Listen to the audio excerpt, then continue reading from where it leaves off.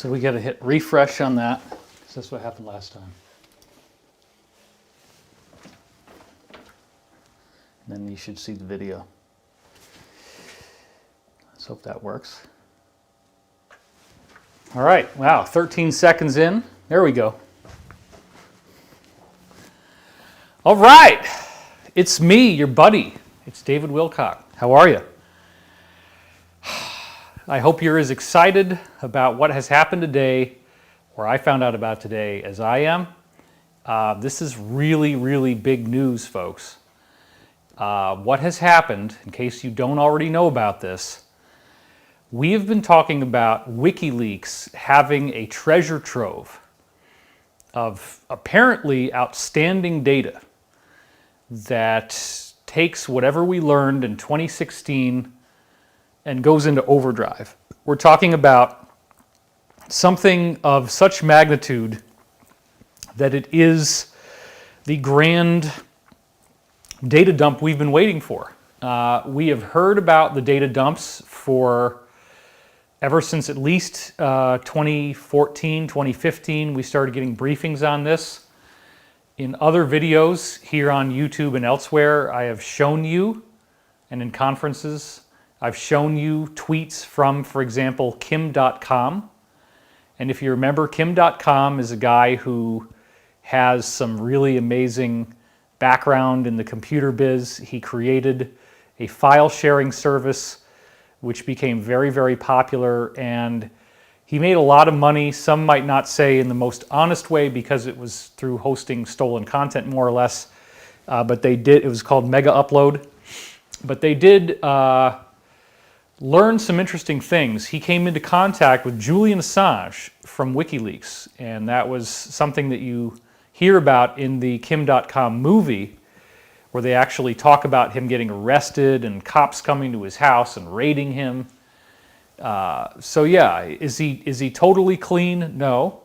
Was Mega Upload kind of sketchy? Yes. But, okay, hold on. He is a legend in the computer geek community, in the hacker community, if you will. And there's no better hacking on earth than WikiLeaks, right? Because that's the ultimate example. So in my articles, I've talked about some very provocative tweets that we had from Kim.com, in which he stated outright that he had a treasure trove of documents that he knew to exist, that were WikiLeaks documents, and that when they dropped, it wouldn't happen right away because we have to do the digging, okay? But when they dropped, the world is going to change in a fundamental way, and we never go back to the way it was.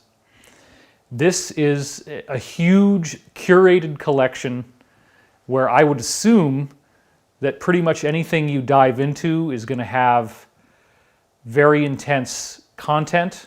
It might not be obvious. In other words, I want to curtail expectations before we get too excited.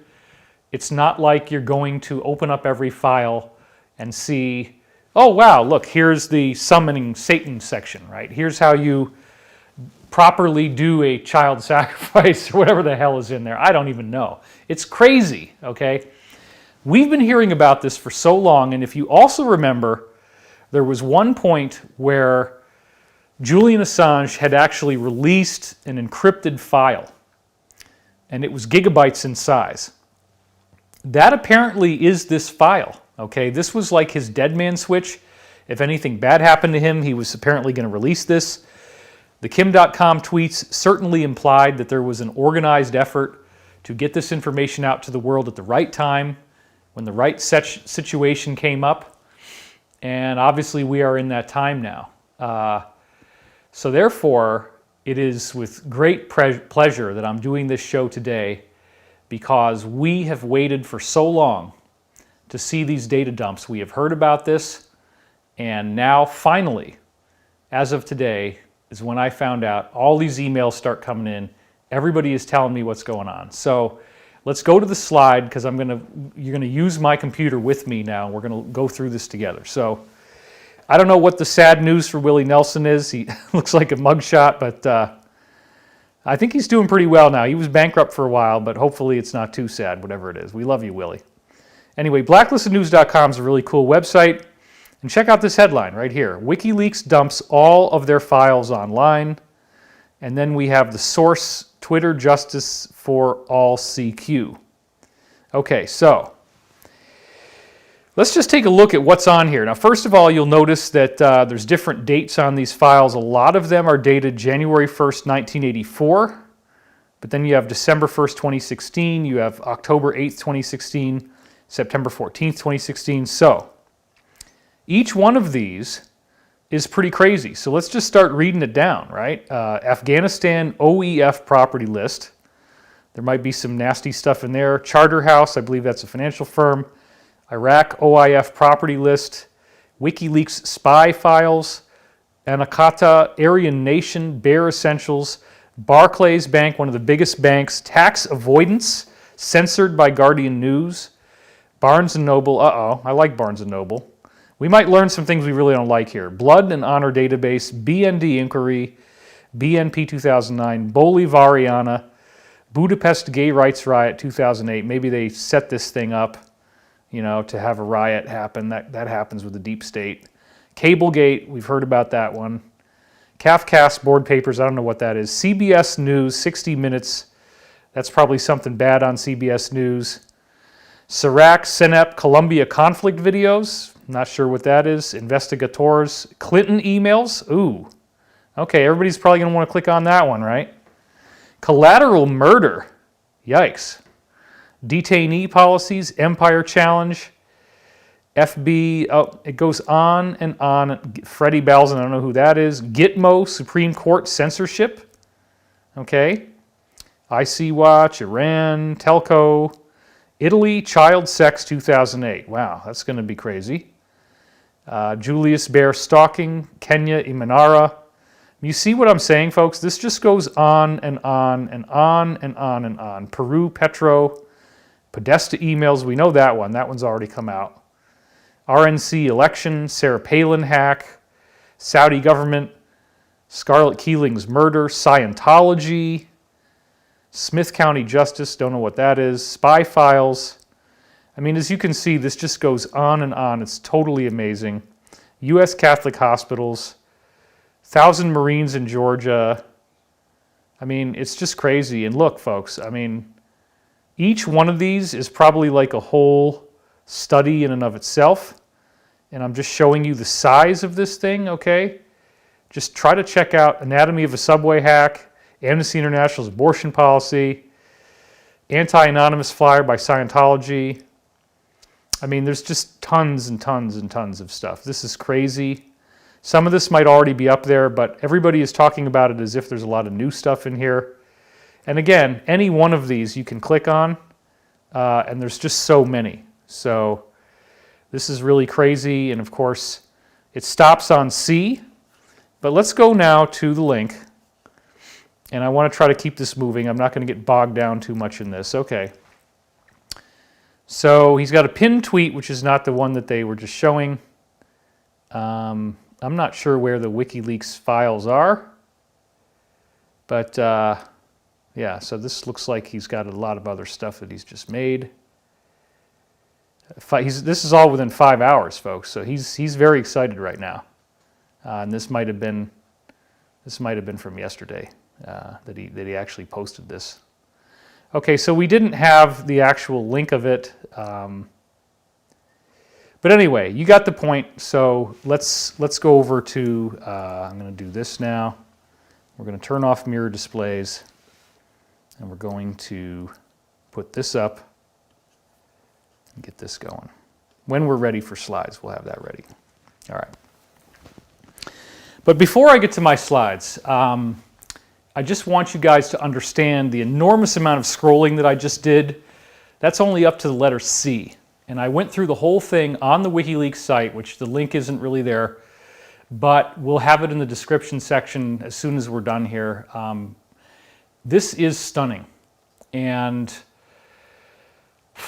what is it going to take from us?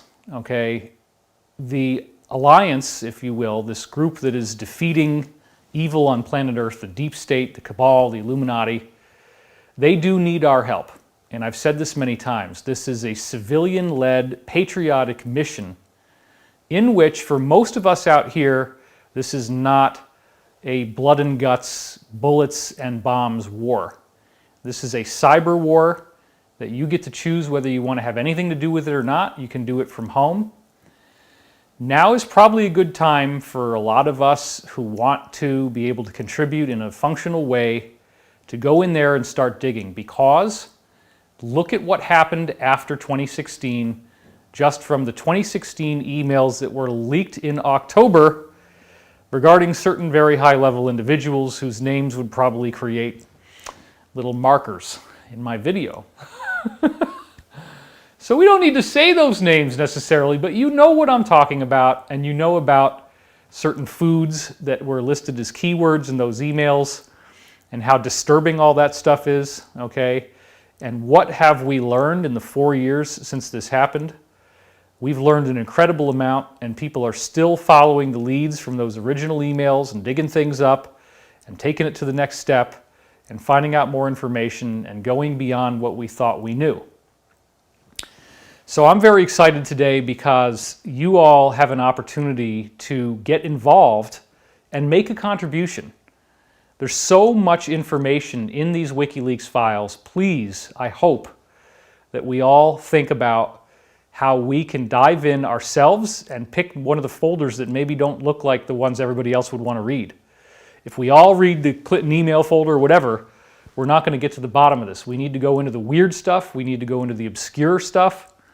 We need to actually be like lawyers in the discovery process, where the person that you're suing now has been forced to hand over bank statements and financial transactions and emails. This is what happens all the time in litigation, which we know a lot more about now because we have a full-time attorney.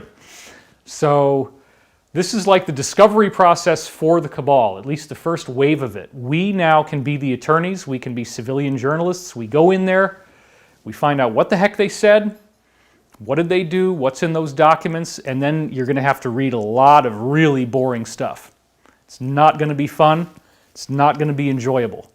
But together, we get our hands on this stuff, and remember, the validity of the 2016 emails has never been disputed by the mainstream media.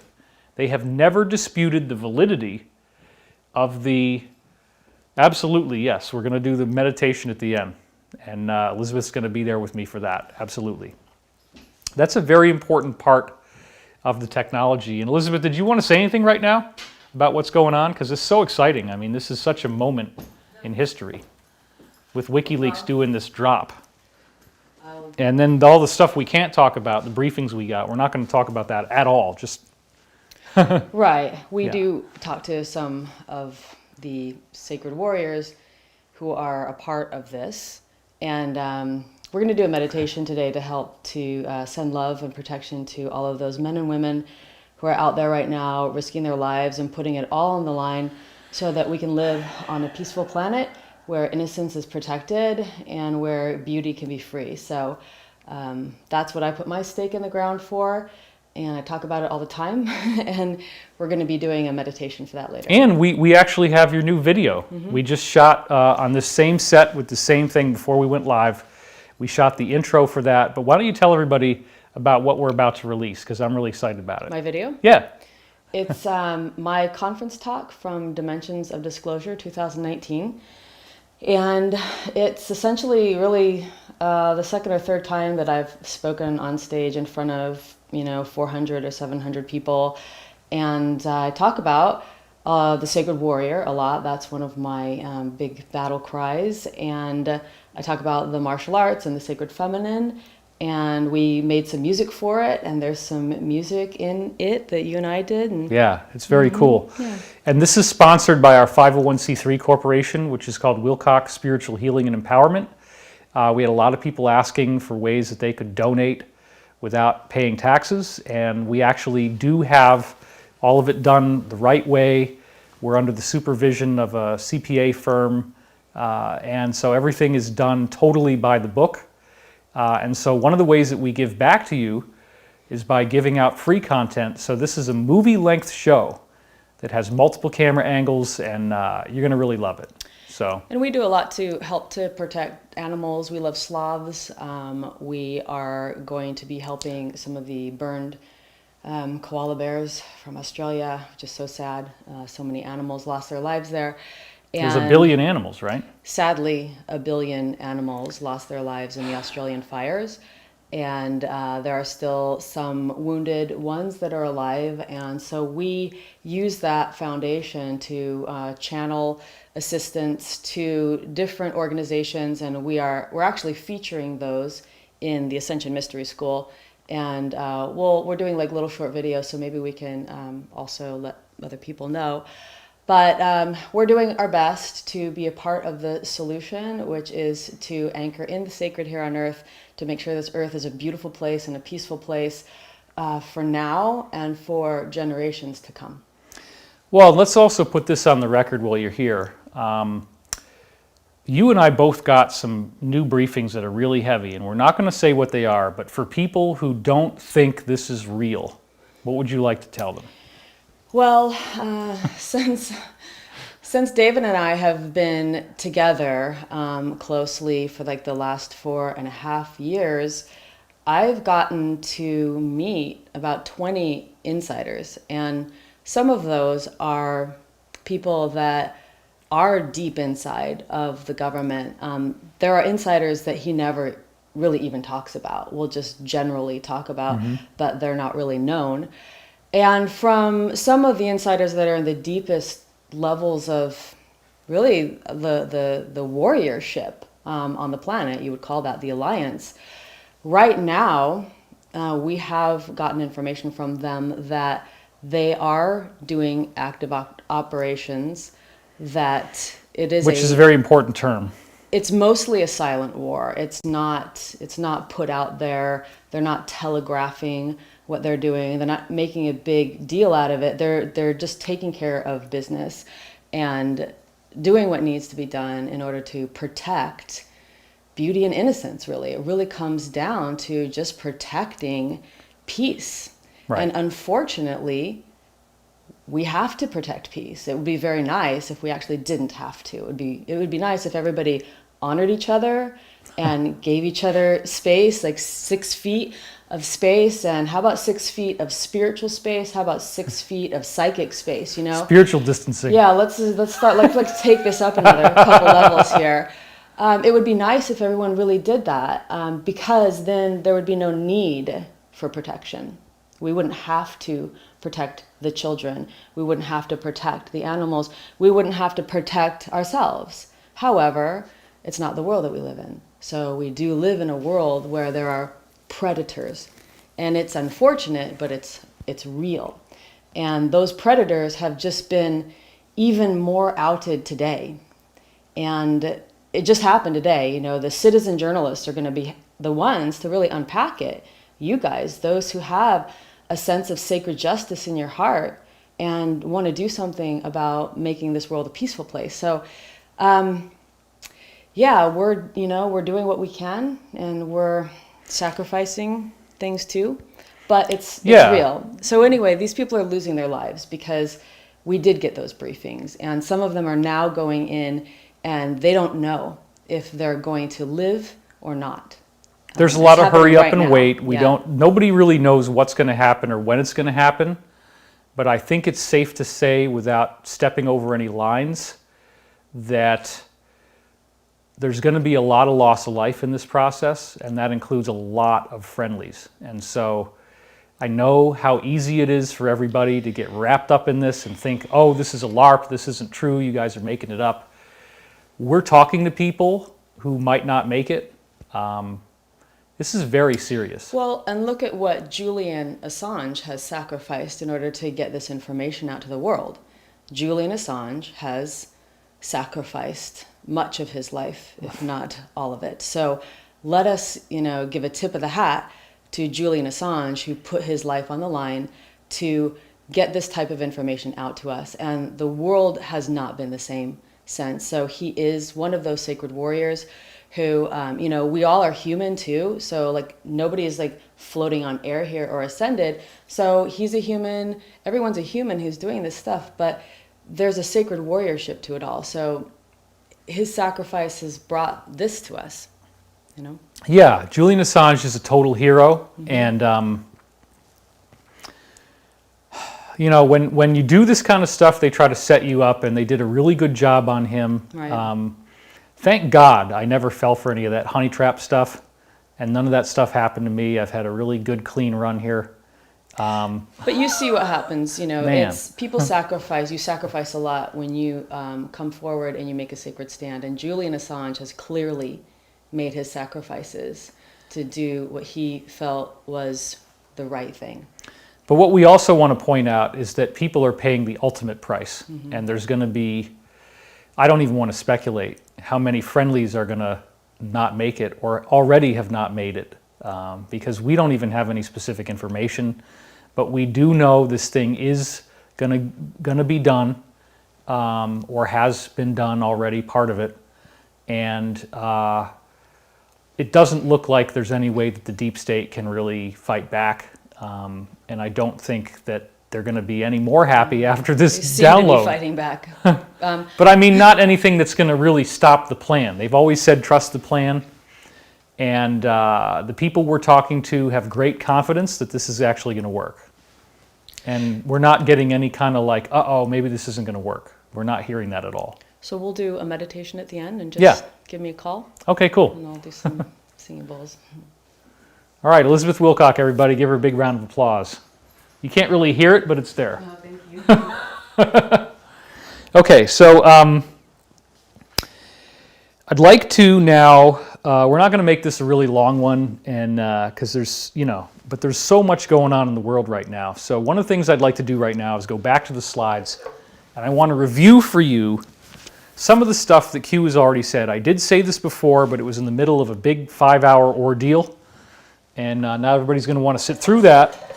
So I want to just give you some QAnon juice to keep you excited as now these WikiLeaks data dumps have happened. And then we're going to go over to the Q website right now, and I'm going to read some stuff that's new off of the website. So this is one of the ones that I pointed out. On August 1st of last year, they already said public understanding of events just around the corner. And that seems to be now all coming to a head with this WikiLeaks data dump. Then they said, be ready, patriots. And this is very important. Notice, what does it say above be ready, patriots? It says, do you believe in coincidences? And then it says 5 question mark. Okay.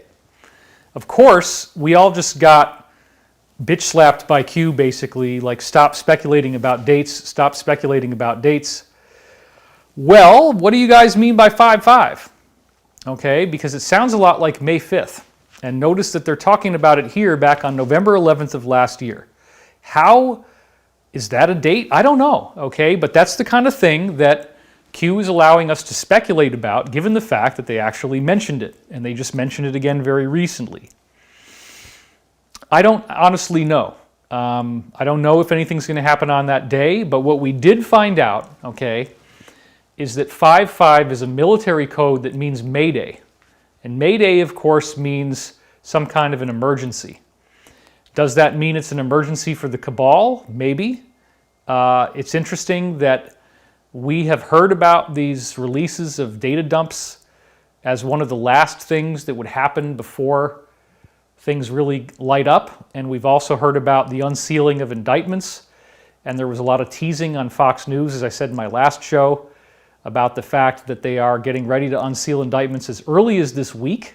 It's interesting that the data dump happened before that, because maybe this is a big 1-2 punch where the indictments are going to make everybody want to go to the data dump.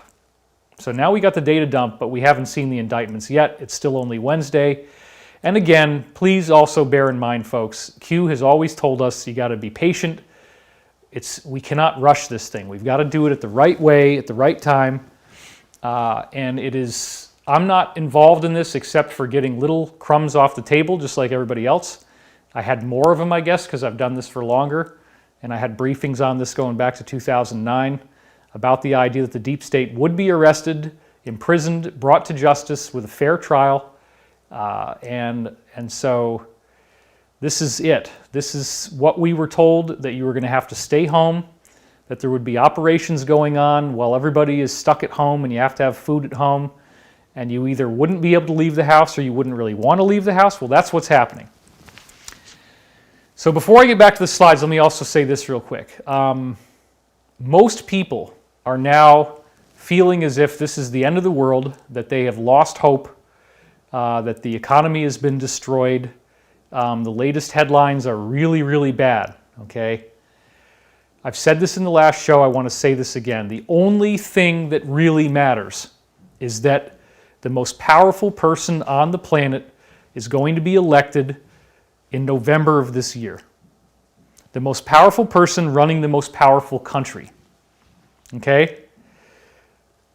That is of such significance that there are groups that will stop at nothing, and no level of deaths are enough to consider to be off the books. In other words, they'll do whatever it takes to win. They'll do whatever it takes.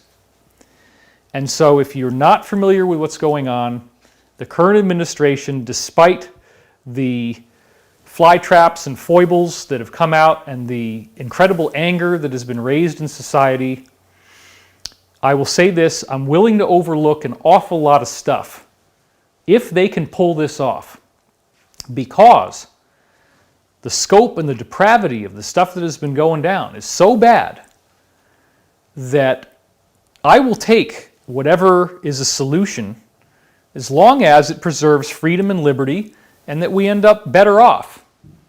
And I believe that we will be better off, and here's a reason for this, okay?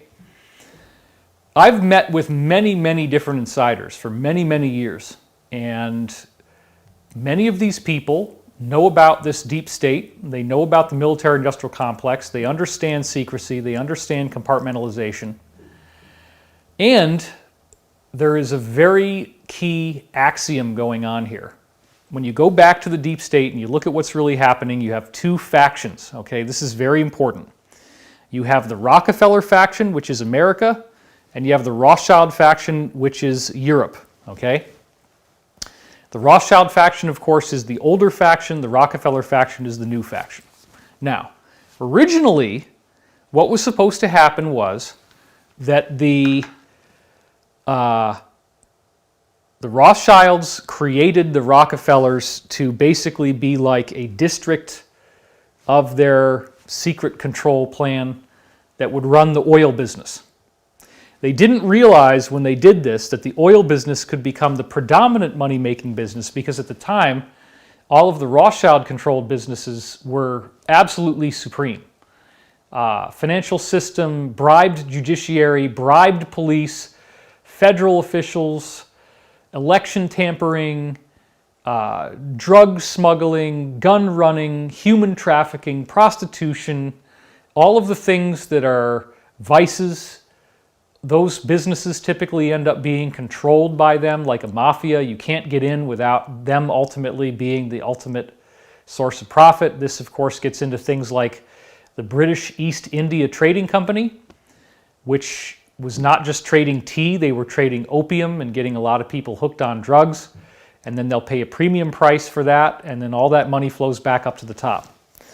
Nobody in the cabal thought that when they created the Rockefeller group in America, that they empowered them and they started to cooperate, that group would have a differential view. But they did.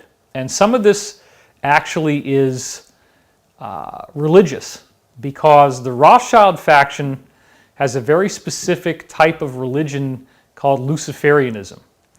And Luciferianism is not Satanism, okay? It's very different. The Luciferian belief system is that Lucifer is not the bad guy. And again, I would support religious freedom as long as you're not infringing upon other people's civil rights, and including their right not to be tortured, their right to be alive and enjoy a healthy life. If you want to say God is this flying spaghetti monster, I'm not going to hate on you, okay? But what we have is a separatist mentality where the idea is that what most people think of as the devil or Satan is actually the good guy, and that all other aspects of the Western Abrahamic religious traditions, which would be Judaism, Christianity, and Islam, and they don't like anybody who believes in God because they believe that God is an evil interloper that they call a demiurge. And demiurge actually means half God. So this is a very interesting thing. It's a very interesting backstory because supposedly Jesus and Mary Magdalene had kids. You know that from the movies like the Da Vinci Code, right? That's the ultimate point, is that the Roslyn Chapel, Rose line, it's the line of the bloodline, right? And these people believe that they are bloodline descendants. I've heard different things. There's some people that try to say that some of them are traced back to Jesus and Mary Magdalene having children. If that's true, those children ended up getting kind of off the track. Let's put it that way. That's possible. You know, everybody's human. Everybody has free will. We've had other briefings come in that some of them trace themselves back to certain bloodlines in the Old Testament, like Isaac and Jacob and Sarah. That's probably true. But just to be clear on this, we are dealing with a group that sees itself as superior to all Western religious thought. They believe that the God that we all think is true is actually a demiurge, an interloper. And that still, you know, okay, I totally do not support holy war. I do not support people killing each other over my God is better than your God. No way. I think that's ignorance. And I think that ultimately, if you got Jesus and Muhammad and Buddha and Moses and Krishna, and let's even throw in Viracocha and Quetzalcoatl, you get all those guys sitting down in a room together, you get them talking, you know, after a few minutes and people start to loosen up their clothes a little bit, it's going to get to some consensus viewpoints. And I think those viewpoints are going to be very similar. And we don't need to fight with each other. The main thing this cabal has been doing is called divide and conquer. They want to take us apart piece by piece. They want to dismantle the whole way that things are done on planet Earth. And they actually believe that the ethics, this is very important, okay? I'm not just rambling on tangent. This is all very important. The ethics and the morality of the Western religious traditions, they consider those to be traps, including moral values that we would have about not murdering people, okay? They believe that all of the rules that were set down by what most people, even if they're basically atheistic, they still kind of have a generalized sense that there's something bigger, there's some higher power in the world.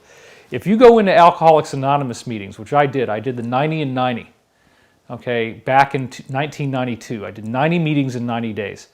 They always talk about the higher power, that you believe that a power greater than yourself could restore you to sanity. And then some people in the meetings don't like that and they want to rebel. And so the way that typically is worked around in AA meeting or NA or any of these other ones that you might do is they say, well, if you can't grok the concept of an actual higher power, then let's just say that the room is the higher power.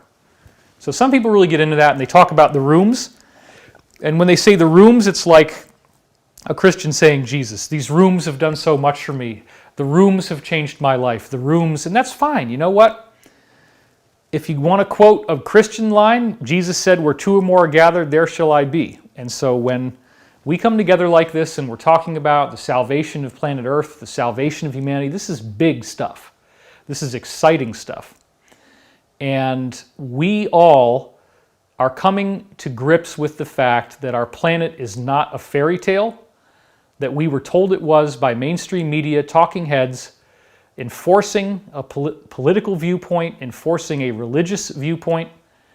And on the one hand, we have people who are spiritually focused, and then a religious focus doesn't necessarily mean that you're that spiritual, because sometimes religions get us worshiping rules. And so the spiritual teachings that I am familiar with, the ageless wisdom that I practice, says we don't want to worship rules. We don't want to worship a word or a person. I don't want people to worship me, okay? I am a flawed person. I've never tried to put myself out there as a savior. There is no cult. You know, some of the negative stuff we get online, oh, David Wilcock is a cult leader. Well, by definition, I would need to have at least some kind of group around me, which I don't. You know, thank God we had this whole thing built at home so we could do it at home because I'm such a loser. We didn't even have a studio. And then all of a sudden there's a pandemic, and now we got 4 camera angles in my living room. So that's pretty awesome. So the point is, okay, look, we're getting through this, but it's important to understand how this happened. We have 2 groups. We have the Rockefeller faction, we have the Rothschild faction, and this is one of the things that the insiders told me for so long. The Rockefeller faction didn't really buy into the Lucifer stuff as much as the Rothschild faction. The Rockefeller faction, for some interesting reason, kind of got into the idea that they're Christian anyway. They're kind of they still believe in the rapacious kinds of crazy stuff that the Rothschilds do in terms of how they work. In other words, they use the same strategies. They use the strategies of covert intelligence operations, assassinations, I'm not saying they're the good guys, okay? These are still very evil people. Assassinations, wet work, mind-controlled shooters. All this stuff that should be coming very obvious to you now. They did all that stuff, but they didn't really buy the Lucifer thing.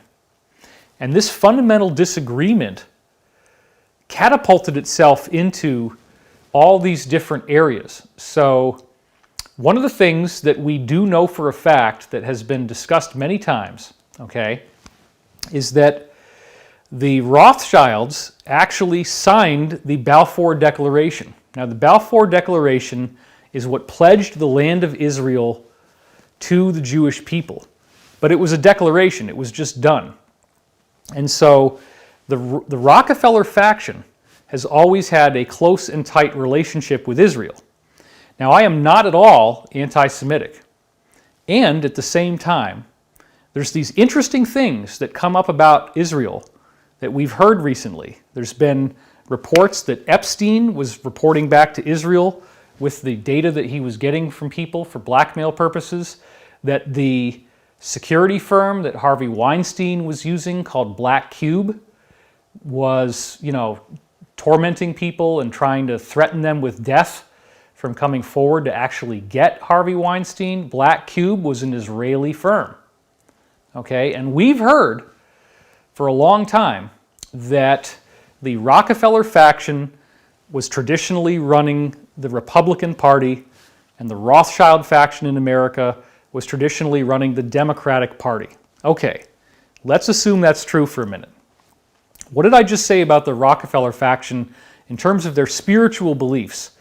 They're not really Luciferians. They do the same stuff, but they're not believing in this idea that Lucifer is God. Some of them might, but it's a lot less common based on what I've heard from firsthand people looking me in the eye and telling me how this thing works, okay?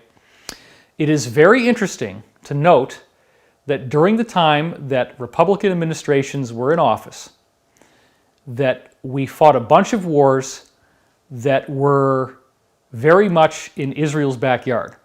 And this includes things like Afghanistan, Iraq, Syria, a lot of these kind of things. And again, there's nothing wrong intrinsically with helping out our allies, because we have allies. And Israel is a great ally to have, at least in principle. Now, you can have a country where there's a problem with the leadership and it doesn't reflect on the people, and it doesn't reflect upon their race, and it doesn't reflect upon their orientation. I do think, as this all unfolds and as we get the big Great Awakening, that there's going to be interesting information about the relationship that was established between the Rockefeller faction, Israel, and the Republican Party in America. And you can look at where the wars were fought and what happened in those wars and think about who's in the background, who's in the neighborhood, as it were. And again, I want to see Israel totally respected, and I want to see them loved, and I want to see any of this nonsense, anti-Semitism, to stop. This is a crime. This is wrong. This is not a Jewish conspiracy. These people killed Jews in large numbers, genocidally, okay?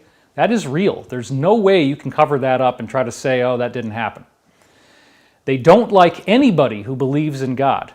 And there's lots and lots of people in this group from all different ethnic and religious backgrounds. So I will always speak out against that, because one of the things they're going to try to do as all this starts to happen is say, oh, this is anti-Semitic, this is anti-Semitic. I don't believe that. I'm never going to say that, because it's not true. So, and then we do have a certain number of people who are going to write comments, and a lot of those comments are probably going to get automatically blocked by the algorithm. It's not even me. That will say really horrible stuff, and they believe it, okay? And this is a wound that we have to heal in our society. The main objective of this group is divide and conquer. But there's two factions, okay? The Democratic faction was the faction that was making money off of things like the financial system, because this is the Rothschild faction, right? Their main thing is financial instruments, big banks, financial trading. The Rockefeller faction's main business is oil. And so you look at the fact that the wars that are being fought, you know, the two big wars, Iraq and Afghanistan. Iraq is the oil, Afghanistan is the opium trade. Now America has pulled out of Afghanistan, and they are going to be able to start running their own country again. And one of the things that certain insiders have been urgently asking me to relay to you, which I'm going to do now, is that we do have a potential human rights crisis in the making. Elizabeth is going to be speaking about this more, but I want to do it right now as well. When the Taliban regains control of Afghanistan, it is entirely possible that women's rights are going to take a nosedive, because they might be forced once again to wear burqas. Their ability to live in a free society is threatened. Their freedom is being threatened. Their rights are being threatened. And they could end up really getting a lot of pain and a backlash to the way that things were. So one of the things that we really hope will happen is that as America is pulling out of Afghanistan, because we are pulling out of these theaters of war all over the world, that's happening right now, and I think that's a positive, okay? Let's hope and let's try to make sure that as order is restored in Afghanistan, as we pull out and they get to run their own government again, that this is done in a way where the women are not going to be oppressed, where they get to maintain their rights, and we don't get a fundamentalist, deeply crazy type of situation coming back into power again as some sort of spring-back reactive movement. Now, there may be ways in which aspects of the American government can assist in that process. It's not just military, and it's not just pulling out. There are ways in which we can help them to create programs for women, to fund those programs, to make sure that they're in place, to make sure that there is some sort of structure so that women's rights are not destroyed. And that's one of the hot spots that I would hope that you take a look at, and don't just blow this off because we're in the middle of the great pandemic. This is a big one, and there's a lot of women who could really end up being tortured. So we really want to take some time to make sure that we're looking at Afghanistan, we're making sure that transition happens peacefully, okay? So let's go back to the Q slides here, and then I'll dovetail back into this stuff about the Rockefeller and Rothschild faction. So again, it says here, do you believe in coincidences? 5-5, calm before the storm, if you look up at the top. And you know, what was the month and day that the Q public campaign was initiated? What was the month and day that Durham was initiated? It was the same. And again here, this is very cool. It's talking about Durham going after what they would call the company, the agency that starts with a C. And then 5-5, that again is a code they just dropped now. So whatever they're talking about back then, all that stuff is coming to a head now. And then they say, be ready. Okay, so they're telling you something's going to happen. Now, this is another really interesting thing on November 11th, as I said, where the QAnon was moved to the DoD's own server. And that's 11.11.18 being the beginning of the domain name. America will be unified again. Future proves past. Now, that future proves past line is the same thing that came out on a post about Looking Glass. I did a whole video on that. We're not going to try to review that. Your time is valuable. You can go back and watch that. So anyway, to the point of what this says, the Department of Defense's own server has the QAnon information on it.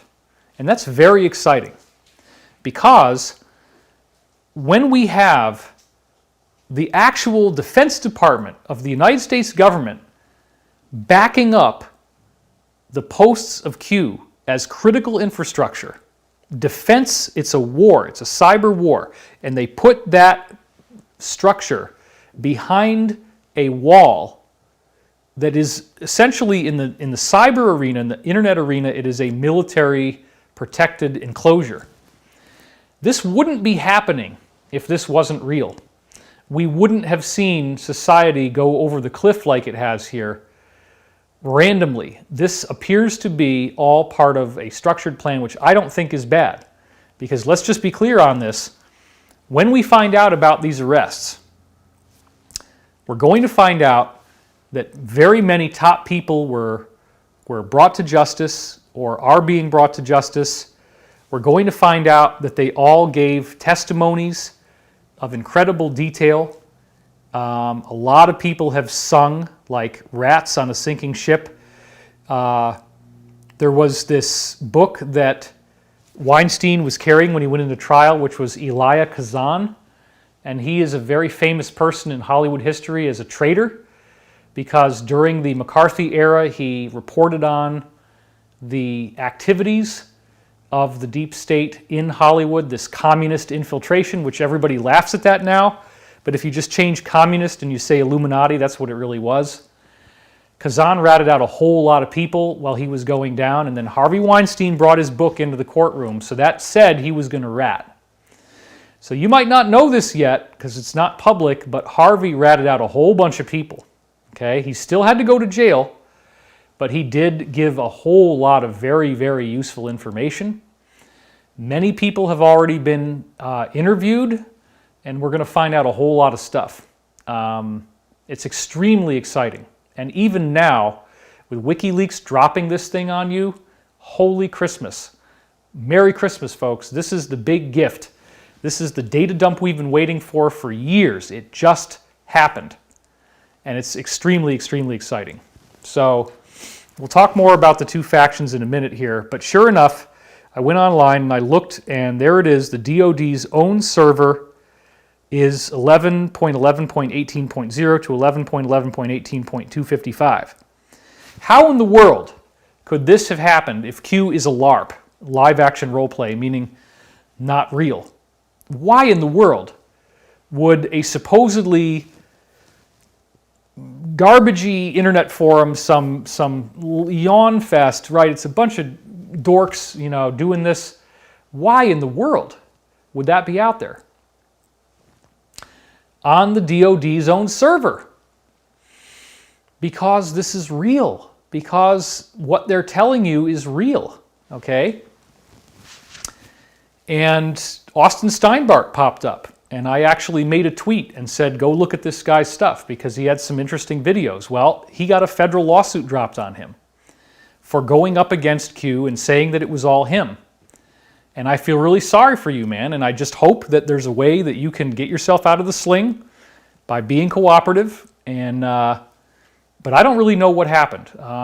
So I just apologize to him. He did reach out to me, but for various reasons right now, if somebody is in the middle of a pending federal lawsuit regarding his online activity, I don't want to get in the middle of that. So I'm sorry, Austin. Hopefully you can talk to us once you figure out how to get this thing untangled. Maybe he's going to have to make a public apology. That would probably be what I would do. If somebody dropped that kind of thing on me, I'd be doing a public apology. Okay, so let's go back to this. Next thing I want to show again is November 13th, 2019. Nothing can stop what is coming. Nothing. And that again really shows how heavy what is coming our way, because they're talking about things like Pelosi's son, John Kerry's son, Mitt Romney's son, Biden's son. Hint geolocation Ukraine, hint energy. So that seems to imply, as I said before, that we're going to get information regarding these political figures and others who have had their kids go to countries like Ukraine and get gigantic bribes. For whatever reason, we're not really sure yet, but it said when GS calls, D's always answer, and GS, of course, is George Soros. Nothing can stop what is coming. Nothing. They are very, very interested in that being the case. So, check this out. November 16th, 2019, they said the harvest will soon be delivered to the public for consumption. And this becomes very, very important in what's going on now. The harvest crop has been prepared and soon will be delivered to the public for consumption. Now, let me go back while we're here, and I'm actually going to do this live with you right now because what the heck, we're live. We're going to mirror the displays again, and we're going to go over to, this is how you find Q. In case you haven't done this before, you go qmap.pub, and then here you go, okay? Now, I want you to pay attention to this right here, because this is ridiculously exciting. It says the corn has been harvested. The corn has been harvested. And then when you click on this, you get this video that it goes to, which is it's a ambient music thing where they have these little animated wheels and they rotate around. And it's just very, very relaxing, soothing music. There's nothing more to it than that. So that's not really the data. The data is the corn has been harvested, okay? So, and there's another thing here. It says, we are ready. Set one, mission good. Together we win. Clear your mind and heal, Q. And then this is CHQ, chloroquine. There's a whole lot of stuff here. But anyway, this to me is very, very provocative. And then another thing that I'm looking at this, where it says 1 if by land, 2 if by sea. And then they have 2 lights in what looks like a wheel like you would steer a ship with. Okay, so this is the hottest, latest intel. We just pulled it up. Now, what might that possibly be about? Well, I don't know, okay? But if they say the corn has been harvested, the previous briefing that I just showed you said the harvest will soon be prepared and delivered to the public for consumption. One could argue that the harvest refers to things like the data dumps that just dropped today. And so they said the corn has been harvested April 17th, and now a few days later we get this huge WikiLeaks data dump, right? So this excites me. The corn has been harvested. They're talking in past tense. They're saying something already happened. So one of the questions that we could legitimately ask based on this post is, have you guys already done a lot of stuff? Have you already maybe arrested a lot of people? Have you already gotten a lot of it done? I don't know. Or, well, maybe, we'll find out. But that's all I'm going to say. So it's a pretty provocative headline. And then when they say 1 if by land, 2 if by sea, right after this other quote, let's go back to the slide real quick, right? Because he says, ex-military here, Q, please don't let us down. We were willing to die then, and we are still willing to die now. Do us proud, please.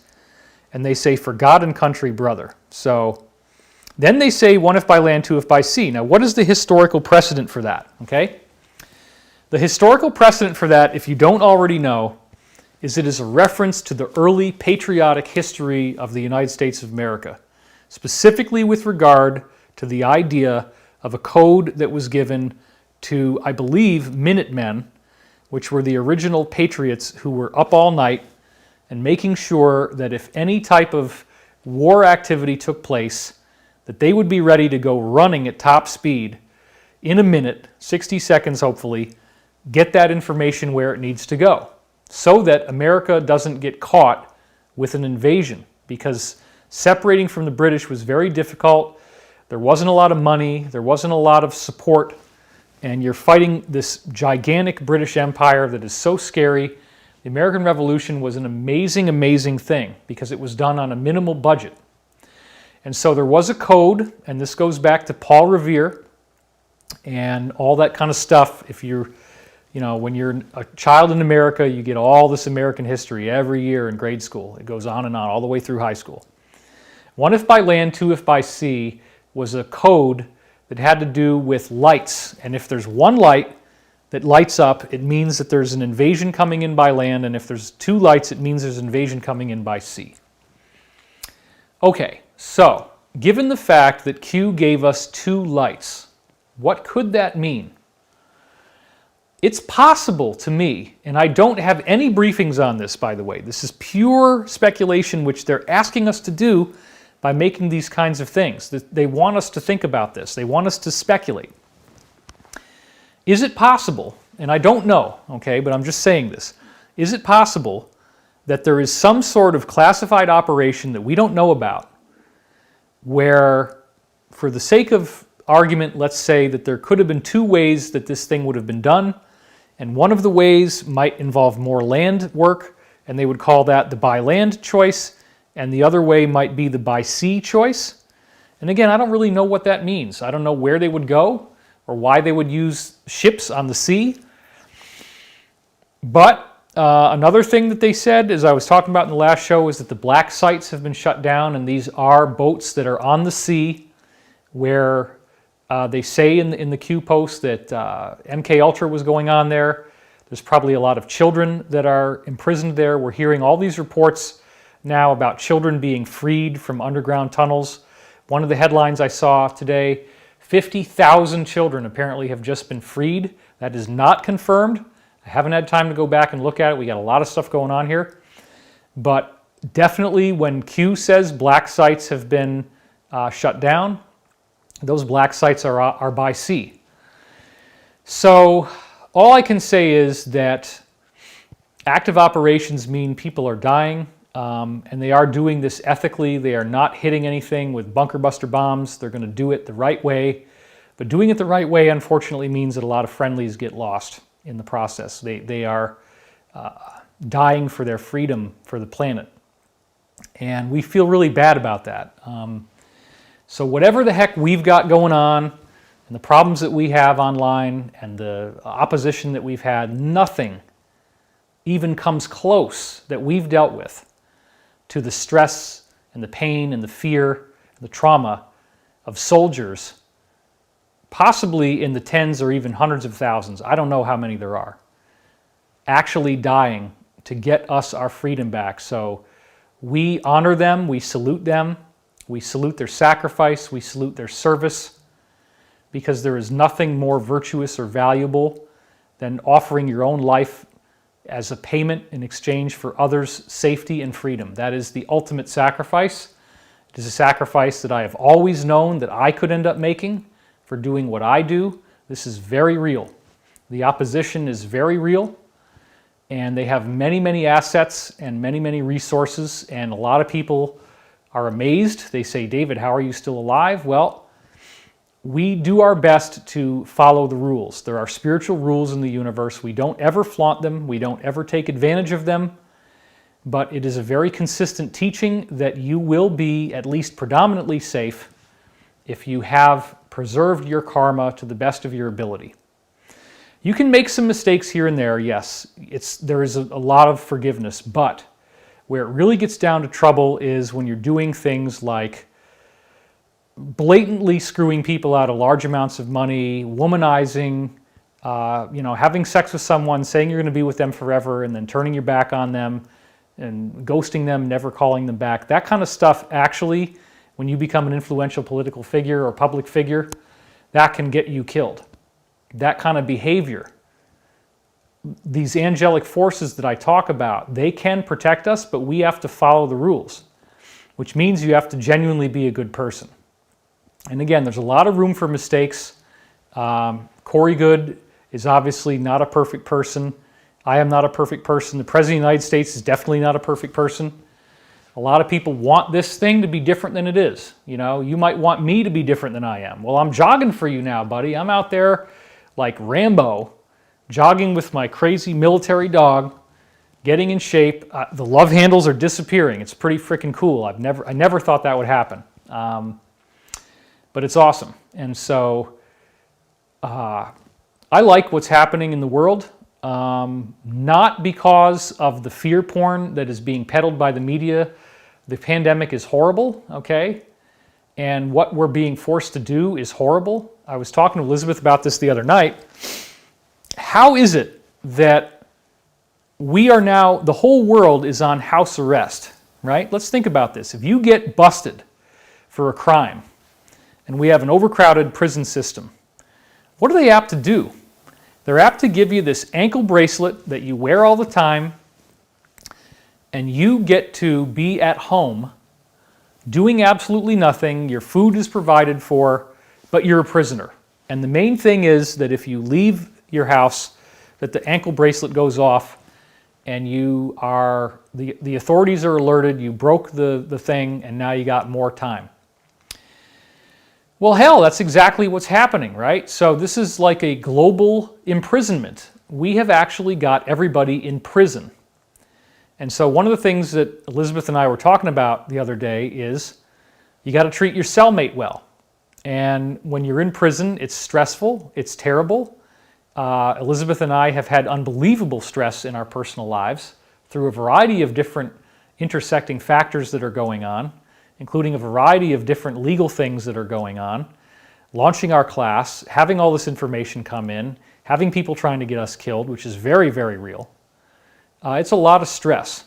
And so in the past, we have not always handled it the best. I have traumatic memories from being on various sets that I've worked on before.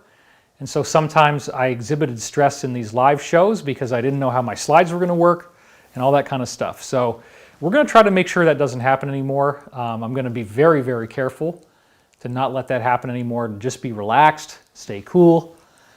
And that's a really good thing. We're all having to learn that this is a very unusual situation. A lot of reports coming in about domestic violence. A lot of reports coming in about weapons being used against each other in homes. A huge, huge surge in temporary restraining orders, or TROs. A huge surge in actual violent outbreaks, incidents. Again, I don't believe this is the end of the world. I do believe that we're going to get through this. And it is very, very important that we really put these things into practice at home right now. So one of the things I had for you that I want to talk about is the emblematic soliloquy. This was a kind of a funny thing that I got the other day.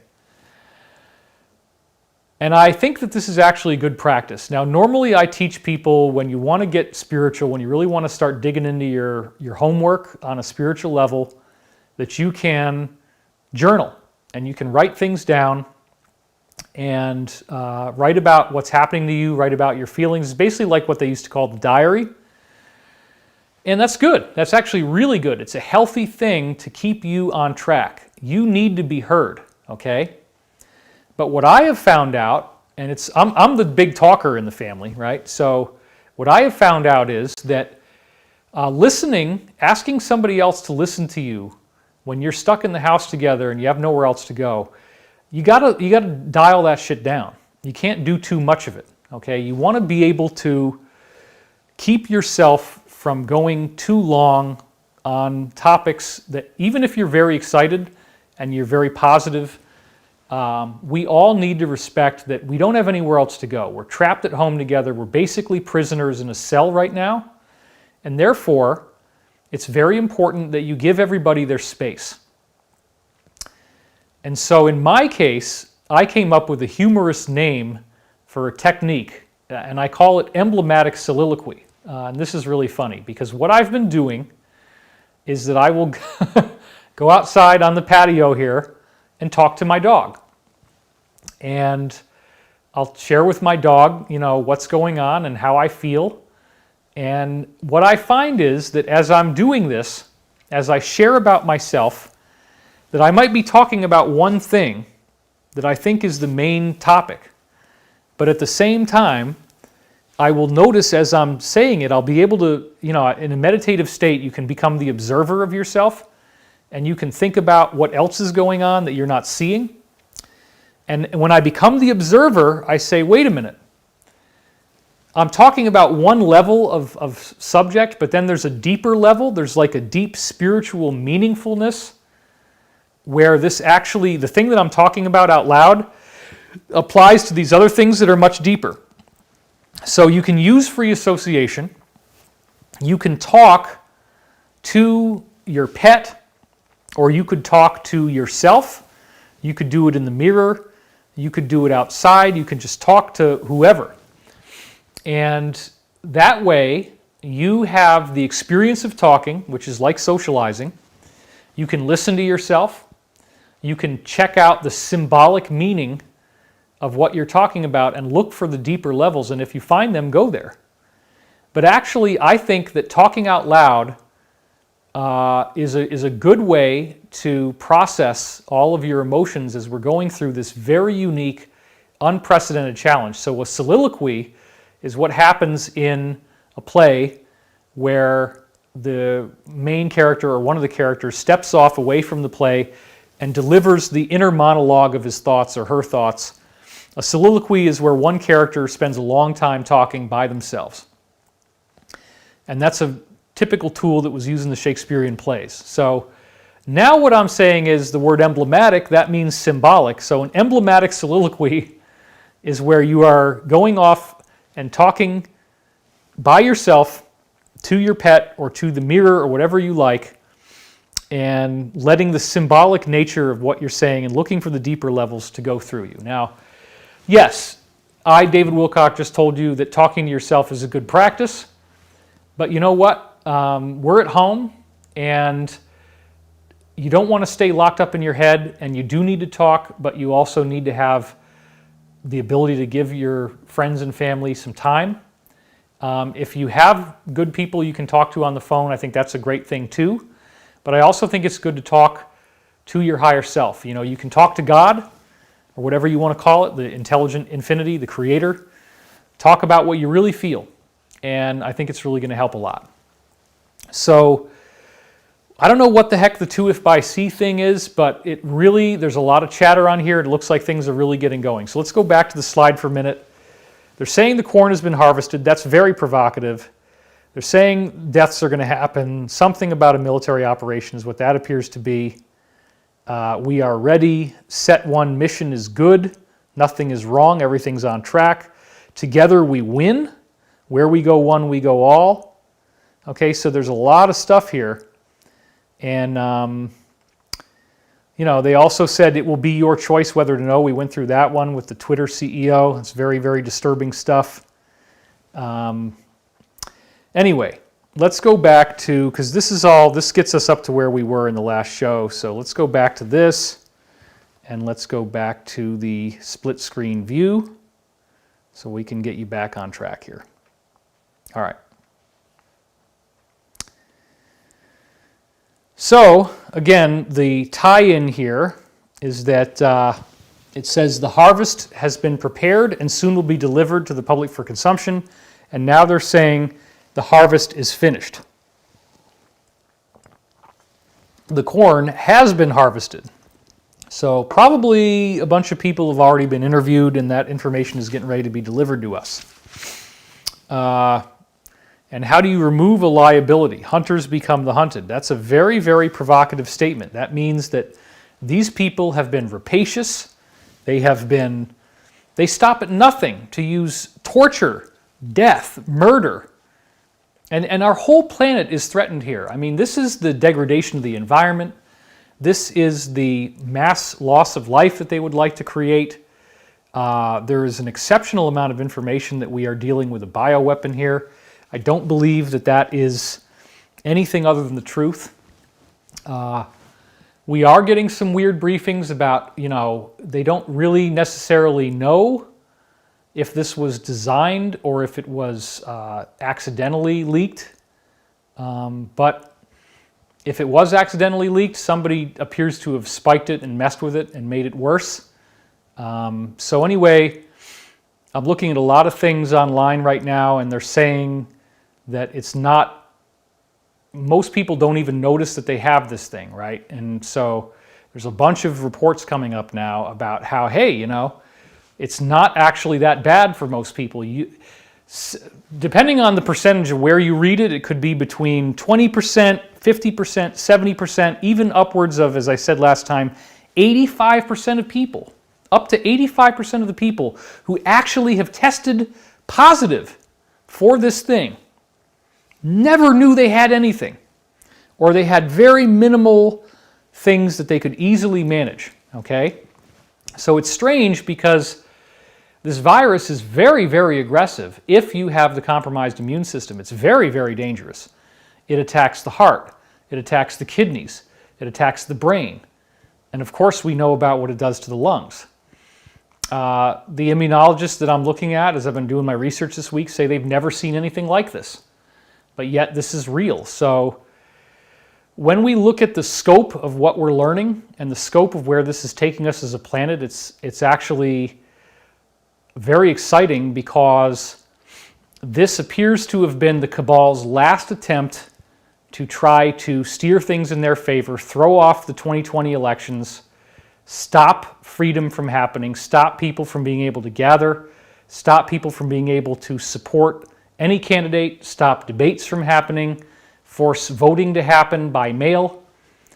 Well, David, that's crazy. How in the world would somebody be willing to sacrifice many, many tens of thousands, if not hundreds of thousands of lives, or millions potentially, just to try to win an election? Well, then you don't understand the cabal. You don't understand what these people are capable of, how evil they are, how crazy they are, what they've done before.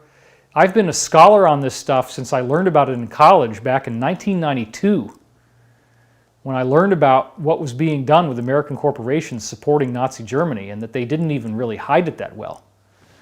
So now we're at a point where all of this stuff, the weird open-air assassination of a U.S. president in 1963, and the media is covering it up. We've known something's wrong.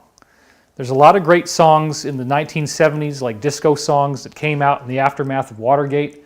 They're very happy songs. Everybody was so excited. So Elizabeth and I have been listening to some disco, things like Kool and the Gang, whatever we feel like. Isley Brothers, because there's a lot of great music from that era where people were happy, Stevie Wonder. And so I believe that we are on the threshold of a very, very powerful moment in human history. So let's go back to the slides again. The hunters, these crazy people, have become the hunted. This is massive treason, massive sedition, and we're all going to learn about it. So then on November 19th, as I said before, they said there is no step 5. This is the end. So that to me again shows that the sequence we're going through right now is the final sequence. We're not going to have to wait longer. This is it. Then they said it's going to be biblical, the Great Awakening. Now, yeah, I've talked about the 3 days, but I don't think that's all it is. The 3 days may or may not even happen, okay, because the plans keep changing, but the overall objective is the same. It is a fact. You can look at the recent executive order that declaring a national emergency, that Trump has activated potentially up to 1 million reserve troops. So all kinds of stuff could be going on. When they say it's going to be biblical, and then in the recent QAnon post where it said, "and frogs to destroy them," quoting out of Psalms, they're talking about the plague. So I think it's going to be biblical, was them understanding that something would happen like this. Because let's not forget, okay, it's easy to lose track of all the other stuff that was going on. If you have the ability to use satellites to generate gigantic amounts of rainfall, you could direct the rain onto deserts and breed up a whole bunch of locusts, and then cut the rain off, and the locusts are going to swarm to wherever there is food. And that's how you create a locust plague, okay? Plague of locusts is one of the things in the Bible. The Cabal did that. And those locust plagues are unbelievably bad, and they're sweeping through Africa, and now I believe India. And so the food supply is very, very jeopardized, and that's not something that happens overnight, but that is an attack on the people of this planet and the population of the planet in progress, okay? America cannot sustain, nobody in the world can sustain this shutdown for very long. It's not like this is a new normal. All of this stuff that they're saying about, oh, well, we're going to get a vaccine by the end of 2021 next year, and we're just going to chill out in our houses until next year, and then everybody gets to take the Bill Gates vaccine. Oh, maybe you'll even get it in your nose. You don't have to get an injection. Oh, great. Come on. Come on. Now, I also saw an article today that was really, really attacking hydroxychloroquine, the malaria drug that was touted by the President of the United States as an effective treatment against COVID, and they apparently had some new study. I forget what it was. I think it had 238 participants in it or something like that, but the upshot of it was that that particular study, which they say is admittedly a small data set, they're trying to say, oh, well, COVID didn't do anything for these people and in fact made them worse, and it didn't make them any less likely to die, okay? But there's been a lot of other things about the benefits of chloroquine, and now the media is having to fight back, but what are they doing? They're trying to say that it's all nonsense. But if it's all nonsense, then why did these other places get such good reports, you see? So once again, you can't just believe everything that they're telling you in the mainstream media. These are the people implicated in what's going on. I've never gotten invited on any of these. I was talking to a talent booker today, actually, who reached out to me. And yeah, you could try to get me on those shows, but I don't know if I really want to go, because they're just going to set me up and they're going to talk about me like I'm an idiot. And they're going to use the most embarrassing footage that they've ever found in my whole life, and that's what they're going to play. You know, we don't deserve to be treated like this. We're trying to get you your freedom. So when they say it's going to be biblical, they're talking about plagues, and the plague of locusts, and then this actual pandemic. And they talked about having the looking glass technology. That's one of the things that we did a whole big video about before. And that technology does allow people to look into the future accurately, reasonably accurately. You might not get all the details, but there's some very, very cool stuff in the classified programs that we don't know about yet in the open world that we're going to learn about. That's very, very cool. So the next one they had was, that I was going to target you on, be ready, December 2nd, 2019, they said, be ready, public awakening coming. Be ready, Anons. Okay, and then we have this picture of what looks like some kind of airstrip, some kind of probably military thing that's going to happen there. I don't know exactly what that is, but we could speculate. There's probably an answer that people have already found. They've probably already traced that picture, but the public awakening is coming, and they say be ready. Well, they already had told us what be ready means, which is you got to have your food and water stored. So this is not just briefings that I got. This is stuff that Q was telling you as well. So then they also said on December 7th, panic is real and all hands on deck. And then the dictionary definition of evil. So once again, the panic is for the deep state people. They are very, very afraid, and they are, going down fast. So then we talked about the National Presidential Alert System. Again, there is a good possibility that at some point you're going to get your phone giving you a message.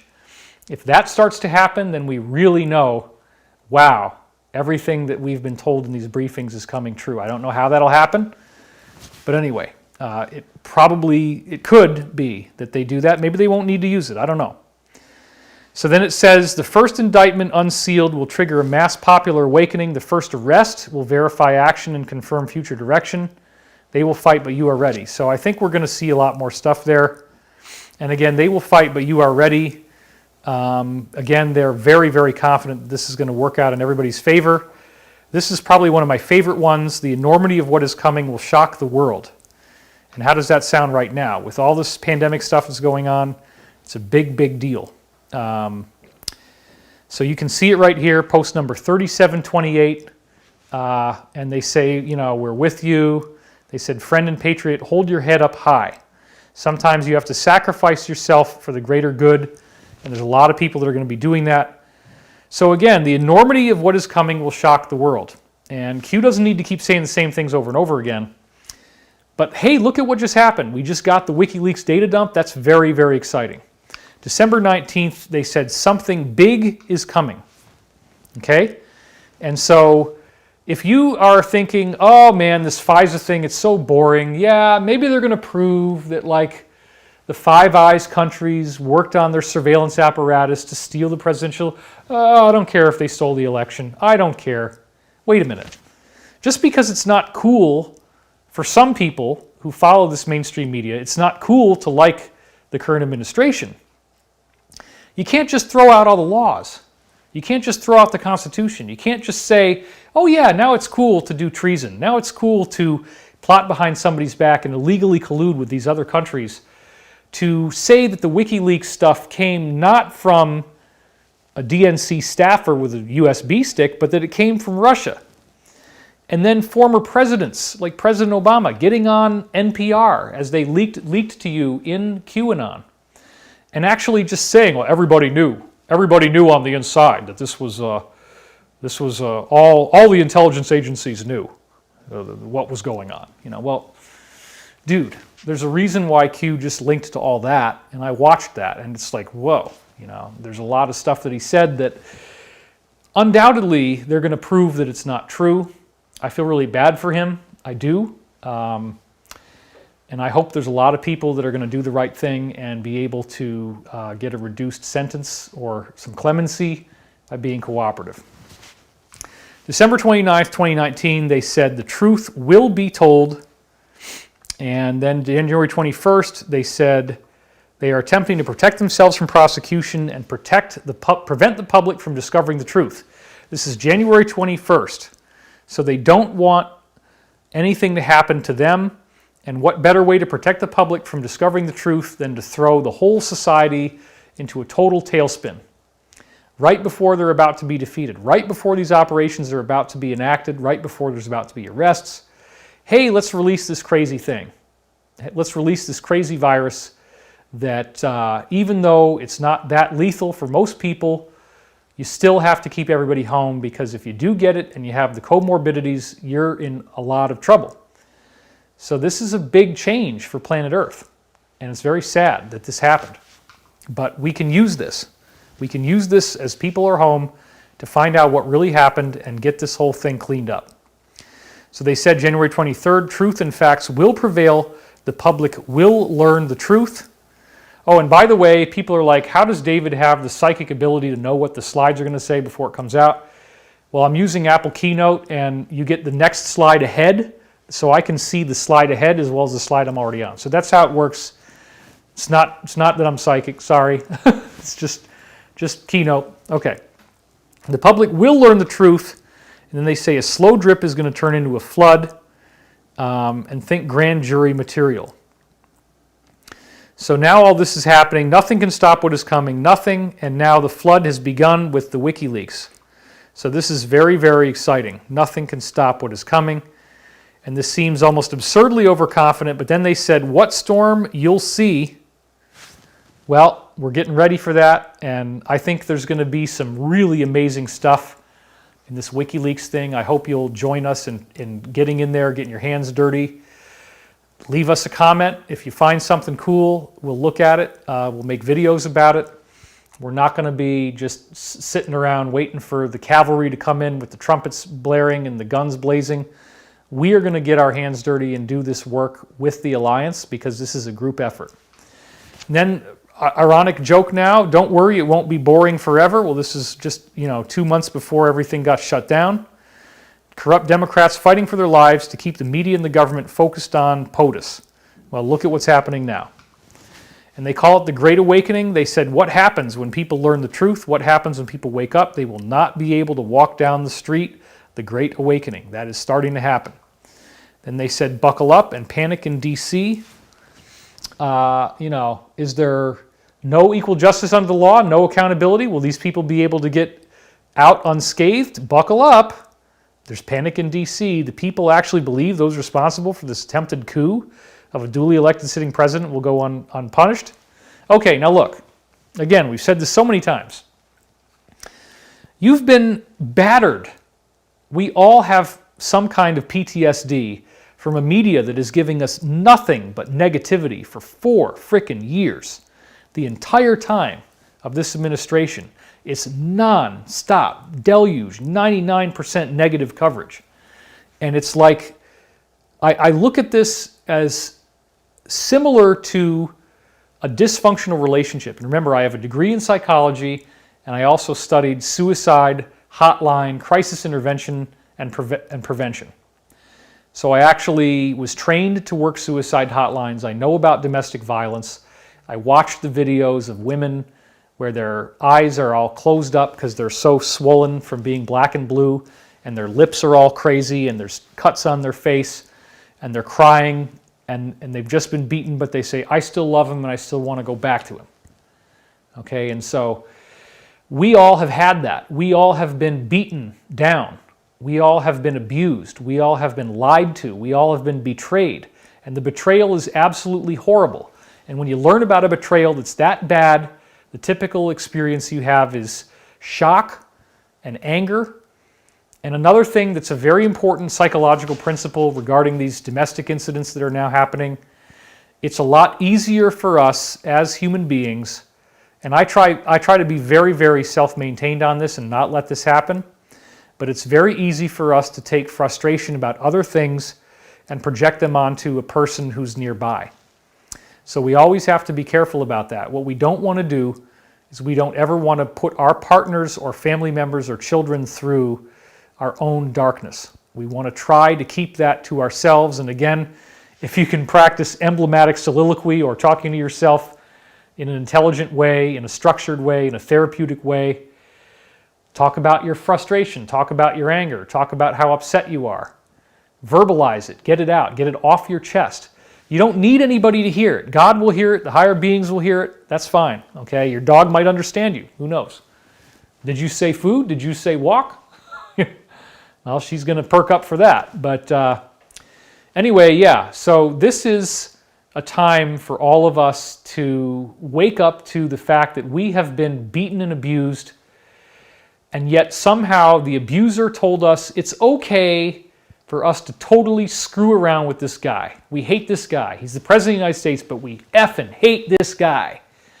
And so because we hate him so much, we want you to hate him. And we're going to give you all these reasons all the time.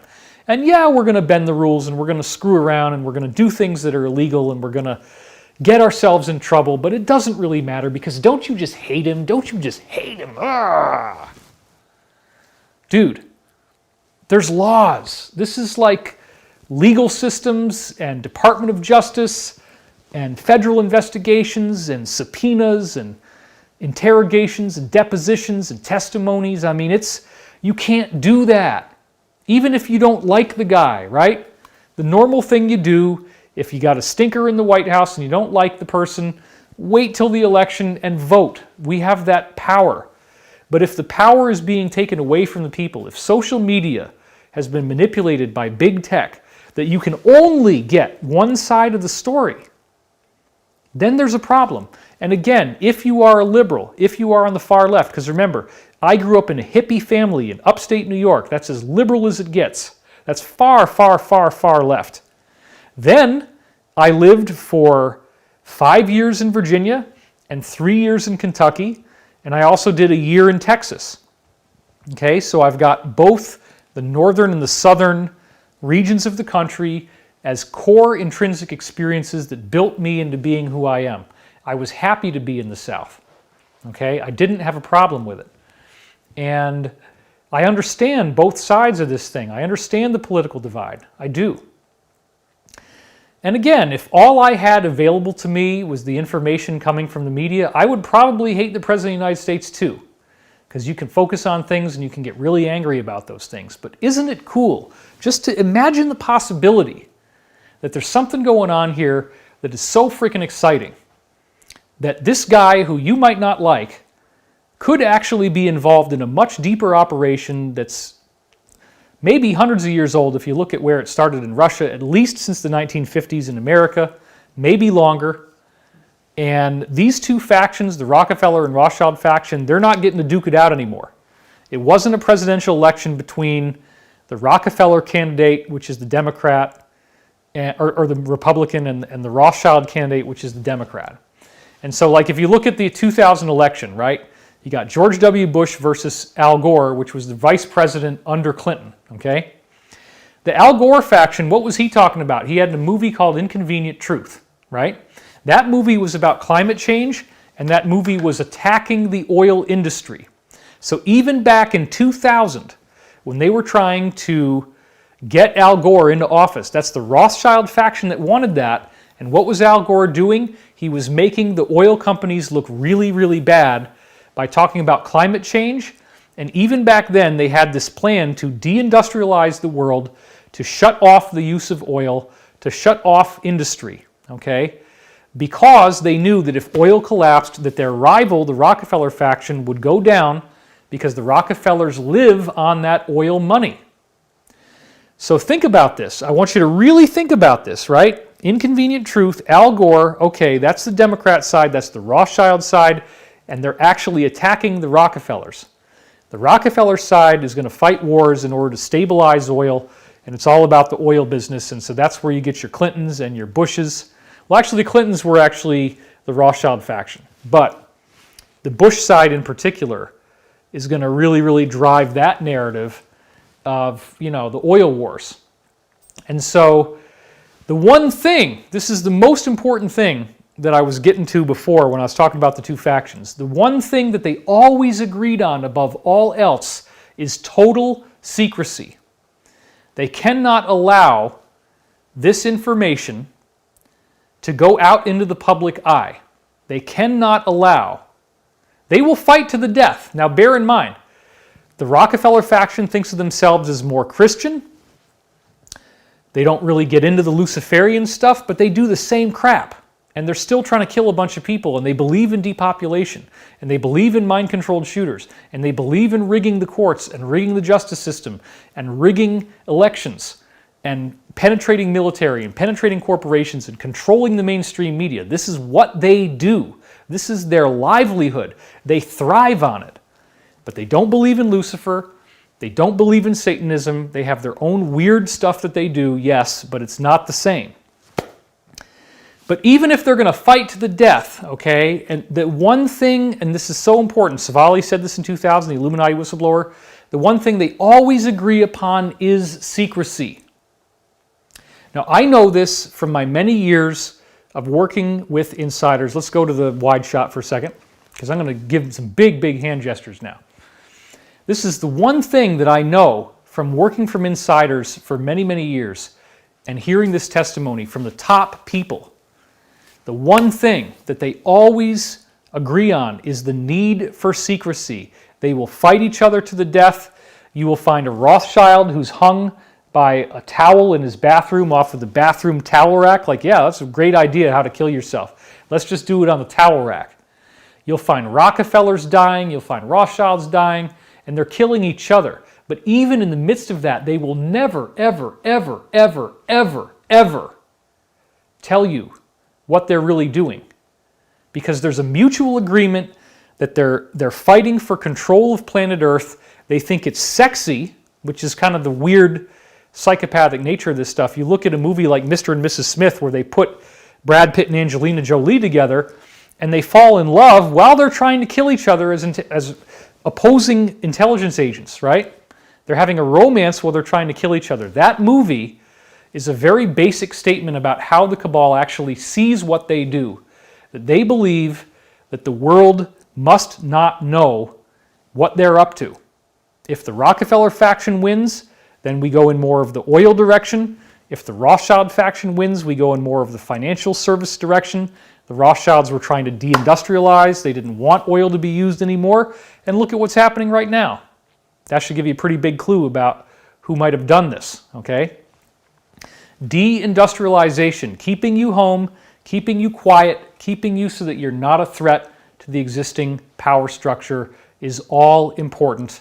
And so, I again implore you, please, if you don't really get this, if you don't have the pedigree of 25 years of studying this and talking to insiders like I do, 25 years of voraciously digesting information about this cabal. It's actually more than 25 years. It's like 27 years, okay?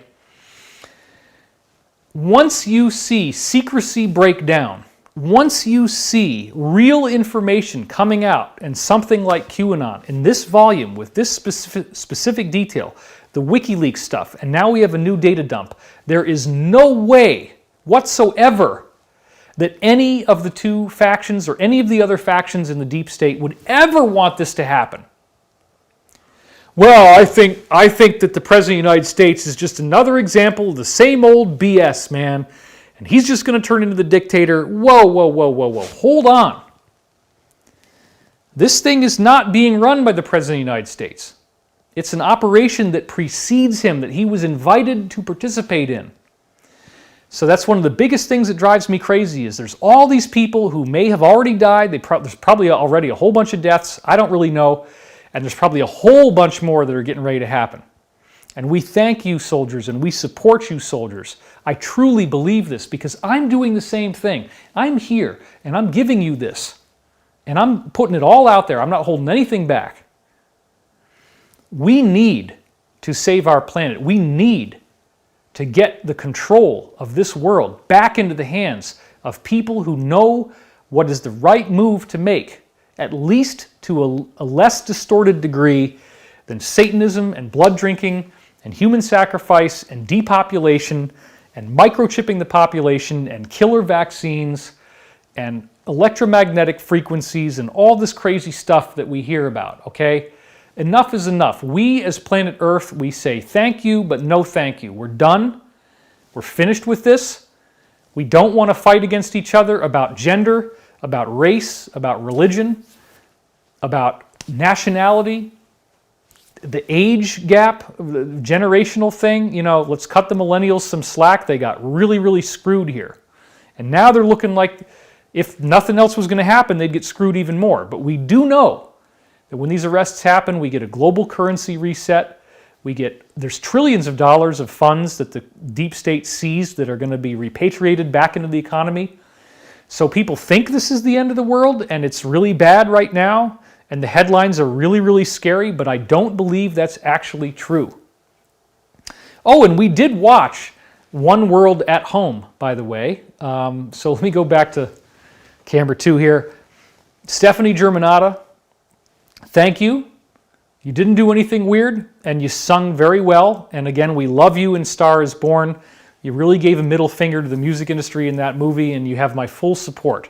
So your report card is a straight A, and I thank you again for what happened. Now, isn't it interesting, when you watch this One World at Home, they had all of the 3 guys from the major networks. They had Jimmy Kimmel, they had Jimmy Fallon, and they had Stephen Colbert, the top 3 original cable networks, CBS, ABC, NBC, the hosts of nighttime talk television. I don't know if there's ever been a thing where all 3 of them hosted this before, and it was all a bunch of videos of people doing stuff at home. And then and then they say at the beginning, throw your wallets away. This is not a fundraiser. And I feel bad sometimes in these videos if I talk just a little bit about a class that I'm offering, an online program that I'm offering, because I don't like marketing. I don't like to hear that stuff. Well, they say, throw your wallets away. This is not a fundraiser. But then, the whole entire show, every single time you watch one of these videos, of which some were okay and some were definitely not very good. Not shot well, they didn't sound good, and the performance wasn't very good. But after almost every single one, it's just advertising, advertising, advertising. The whole thing felt like a huge infomercial. And they were constantly pushing one type of fundraiser. Well, I want to speak balls out about this, okay? Because if you've been into this arena for as long as I have, there's a very well-known fact that the Clinton Foundation raised money for the Haiti earthquake survivors, and Haiti never got it. And you had the president of Haiti, or I think it was the president of Haiti, going out there and having a very, very impassioned, angry speech about how that money never got to Haiti. It was money laundering. They used a traumatic situation and they scoop in a bunch of money. And so what am I seeing? I see Keith Urban, and he's married to Nicole Kidman. He had probably the best performance out of anybody. He did a rendition of Steve Winwood's classic Higher Love, which is one of my favorite songs. And he did it really well. He had a three-shot where he gets three versions of himself doing the different tracks. You get to see Nicole Kidman come in at the end. He did a great job. And then right afterwards, who do you get to see? Well, they didn't even say the name. Stephen Colbert said his wife, Melinda Gates, and then he says this funny stuff and he just calls him Bill. So he wouldn't even say the two words, the first name and the last name together. And here he shows up, and he's there in his house, and it was obvious to me that he probably paid for this thing. And so my mind starts thinking about Clintons and Haiti and the fact that this thing is a very heavy-handed advertisement claiming to be the World Health Organization, but then the big star where the whole thing is supposed to make him look cool is this guy where they won't even say his name together with the two words together, okay? And if you know about this, as I said before, the UK Daily Express back in 2009 had this article called Billionaire Club in Bid to Curb Overpopulation, in which it describes that Bill Gates brought this group together to discuss how to reduce the horrible problem of too many people on Earth. And what do we do about this? And they agreed to focus on vaccines. And then the next year, he donates $11 billion in 2010 to his foundation. Warren Buffett donates $34 billion. That's a total of $46 billion. And even if you subtract $5 billion for their expenses, that's $41 billion that they could have spent designing this effing thing that is now out there changing the whole world in a very nasty way. And again, if we don't reopen society, a whole lot of people could die of suicide, hunger, starvation. And it is lunacy at a certain point to leave everything shut down for an indeterminate period of time. And so you're already seeing states in America starting to break away. South Carolina, Georgia are two of the states I can remember. I think Tennessee was another one off the top of my head, who have already said we're going to reopen. Now, there's a lot of controversy around all this stuff, okay? But it's not that dangerous for most people. And expecting that we're not going to get it is foolish. We're going to end up developing what they call herd immunity, where everybody's gotten it, everybody processes it through. So again, it sucks to have the flu, but that's the most that it's going to be for most people, unless you have pre-existing conditions at any age. Comorbidities, as they call it. So anyway, let's go back to these slides. I talked to you about the two factions, and now let's get back to this. The one thing they always agree on is secrecy. Nobody ever wants the truth to come out, because then they would all be destroyed. Nobody gets to have fun fighting over who gets to run the world anymore. So February 9th, 2020, they say one word is justice. And then as I showed you last time, it's about, haven't you figured it out yet? It's not about Trump's corruption. It's about making sure you don't find out about their corruption. And this is very true now. This is why this thing seems to have happened. And then on Valentine's Day, they're telling us to get ready for a world televised sit-down. And, delayed testimony because, again, we're waiting. When are we ever going to hear from these people? You guys have already done arrests, I'm sure. There's secret stuff going on. Allow for public dissemination of critical facts prior to the world televised sit-down. Well, that would be like Harvey Weinstein, Jeffrey Epstein, all that kind of crap that's already gone down. Prior to a world televised sit-down, that has not happened yet. But now the very first shot has been fired with this WikiLeaks D-class. I mean, I don't even know what the heck we're going to find. I just said we're going live. This is it. We are going live today. We're going to do this right now. Well, the story is very hot and fresh before we really know anything, so that you get inspired to want to do more with this. So then they say, sometimes the necessary form to update the American public is provided by the same people being investigated. So I guess that implies the media. Will the release change the strategy? Watch what happens next. They said it's going to be a very hot spring and summer on February 17th, and that is definitely something that looks like it's happening. And then they said on February 17th, to be blunt, game over. Now, to me, this implies that already by February 17th, certain mission-critical operations may have been finished. I don't know this, but I can certainly speculate with an informed perspective. They would not say game over if they didn't already think that they had nailed it and that they had this thing in the bag. We're dealing with this coronavirus, yes, but this may have been like a last-ditch thing when the cabal already knew they were out of time and like, well, you guys don't get to have a happy planet. We're going to destroy it on the way out. That's probably what they did. So prepare for the storm. That's what we're now in, of course. You have come far. You are ready. They had nothing from February 25th to March 9th. And then they said again, nothing can stop what is coming, and rig for red. Now, rig for red is another military term that means red alert. And so red alert is when the red lights come on, like if you're in a submarine, you hear a siren, and then all the lights turn red, and that's red alert, and that means every soldier has to get to his station immediately, his or her station. You run to your stations, you are on red alert, you are active, you are in position, and you're ready for war. So when they say rig for red, that's a really big deal, and they said it on March the 9th. So that means that people were being put into active operations, that we're hearing a lot of murmurings, and I don't know all the details, but apparently a lot of things have already been done and are being done, and we're just not getting to hear about it yet, but we will. It's all, they said, to be blunt, game over. Nothing can stop what is coming. So no matter what seems to be going down in the world, they believe that this plan is so solid that nothing is going to stop it, and I actually would agree. Then on March 9th, they say God wins. Well, this again implies, okay, we're dealing with, they say it's going to be biblical, right? God wins. It's not like they're saying that the president is God. They're saying the real God, the good God, the God that actually loves you and wants to make sure that you're safe and happy and that you have a home and you can feed your family and you can help your kids feel safe when they go to sleep at night. That's what we want. We want a world that is free from psychopaths and killers and deranged lunatics who want to plant information in your mind that's not true and screw with your head and screw with the way you think. And I don't appreciate that. We need to get past this.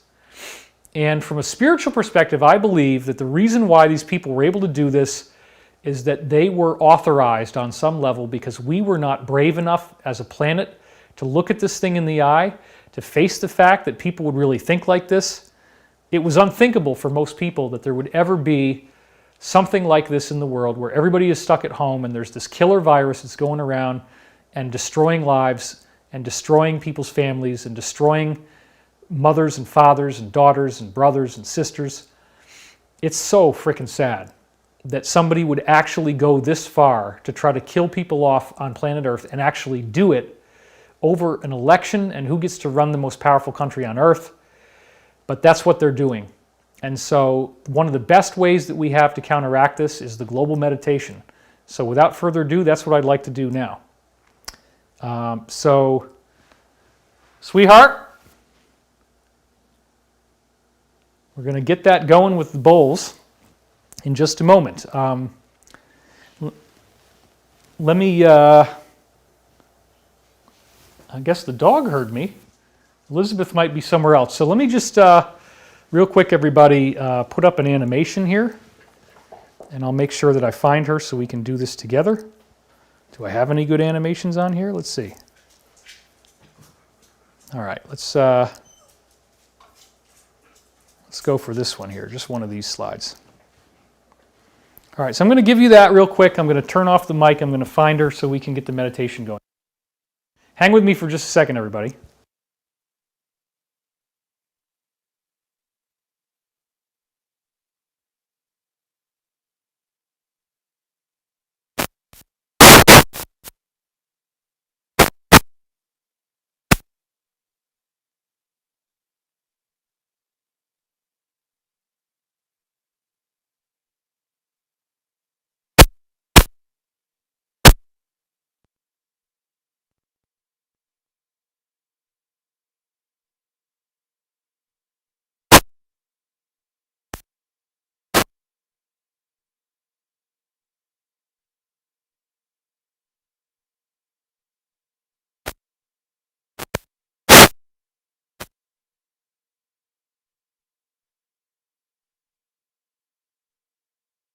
All right. Elizabeth was upstairs watching, and so now we got the band back together. So let's go back to let's go to this one.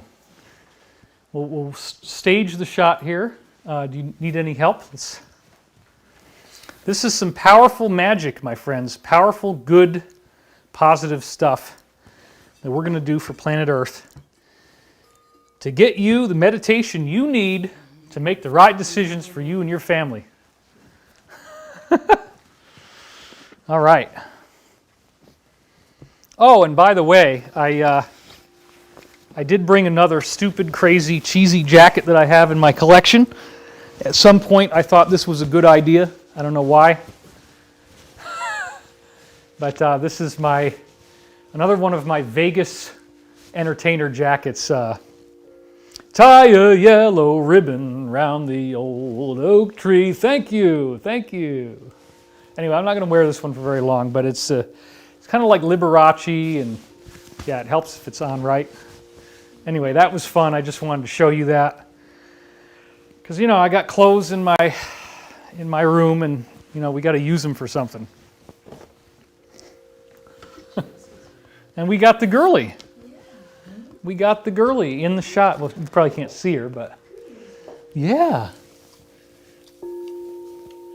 All right, girly, just hang on. Hang on.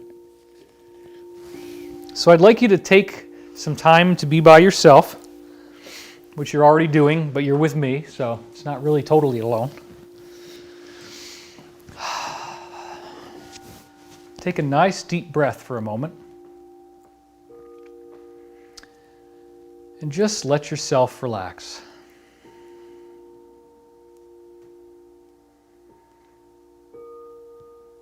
And as you breathe in, feel the sense of peace and calm coming over you.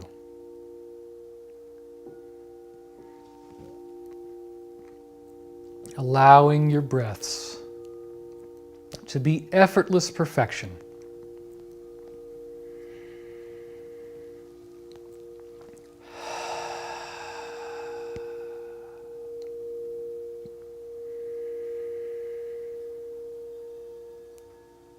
Exhaling all stress.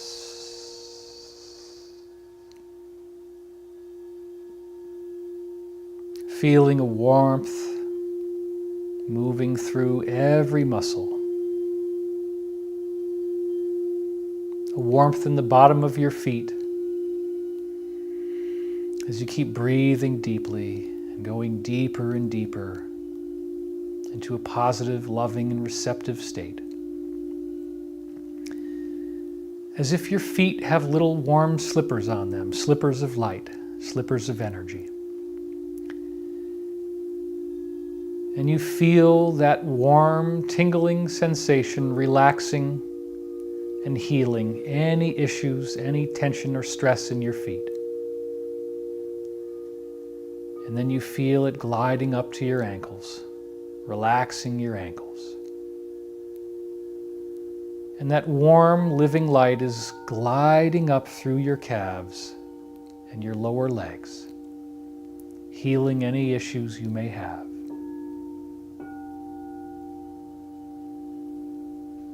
As you breathe deeply, you feel your knees relaxing.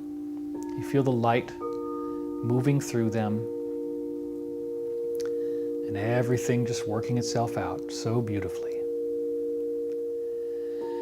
And then you feel that living light moving up your thighs now, moving through your upper thighs, moving through your buttocks, moving through your groin area, as if you are now wading in a pool of liquid light. And you're so deeply relaxed. Moving up through your abdomen and your back. Feel that energy rising up your chest, healing all organs in your body, healing all possibilities of anything going wrong for you. moving up through your upper chest and your upper back, releasing all that muscle tension in your back. Everything is relaxed. Everything feels calm and peaceful. Moving through your trapezius muscles, the muscles next to your neck, the top, moving through your shoulders, seeing those joints in perfect harmony and health, the warm energy just easing all the tension out of your shoulders. And now moving down your arms, through the biceps, through the triceps.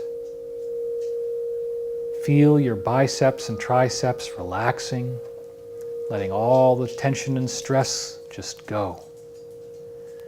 Moving down into the elbows now, letting your elbows just be completely calm. All stress and tension being released through the upper forearm area. Feel your forearms completely melting into love, melting into pure white light, and on into your wrists. Give your wrists some love. Let that loving light go through them, into the hands, into the thumb, the fingers, the palm, the back of the hand, until you feel that everything is alive, everything is liquid light. And now you can notice that your whole body up to your neck is bathed in this pool, this beautiful pool of white, loving, liquid light. Your muscles have never been more relaxed. You've never been more calm and confident, secure and safe. You are safe. This is a safe situation for the planet Earth, for humanity. You will be okay. This is going to work out. It's all moving into a great awakening, a world televised sit down as you now feel that energy moving through your neck. You might even want to orbit your head a little bit. You might want to let your neck move. You might want to do small circles with your head. Let your head drop back naturally. Just ease all those muscles. Don't let any tension occur. We always store the most stress in our neck, so just let your neck completely relax itself. Take all that stress and all that tension out of your neck and just let it go.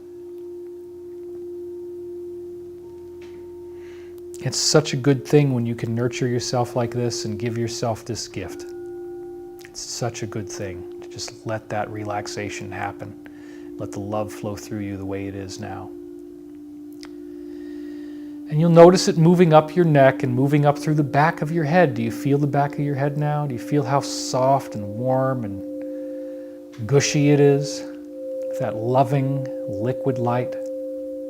The back of your head is spreading with love, moving over your ears, the tops of your ears, the side of your ears, the earlobes. And now you'll feel that energy moving across your face, your forehead. Feel your forehead igniting with the passion of divine fire, the liquid light that awakens your true divine self. Moving through your nose, moving through your eyes, any stress or tension you've ever had in your eyes, that pain in your eyes when you have eye strain, you stay up too late, it's all drifting away. Your eyes are so peaceful. Your eyes are so relaxed. Your nose is relaxed, your cheeks are relaxed, your lips are relaxed, your chin is relaxed, your whole face. Your jaw muscle, notice all that tension you might be carrying in your jaw muscle. All those times you can open your mouth, you can move your jaw if you want to. Just let that tension leave. Feel those muscles relaxing, calming, becoming so smooth and so nice. It's not even a big deal to just let yourself go. And notice your teeth, and your teeth are relaxing, and everything is so peaceful. Your tongue is relaxed. That now your entire body is bathed in a liquid light, a peace that helps you go deeper and deeper into the truth of who and what you really are.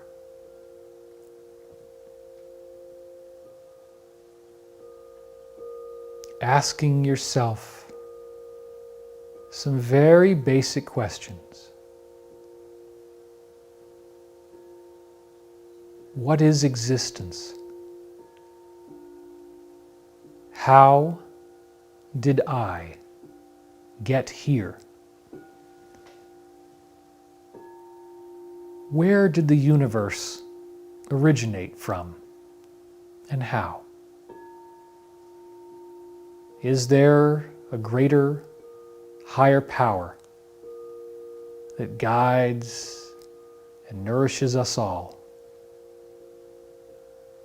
Can I reach out to that force and with humility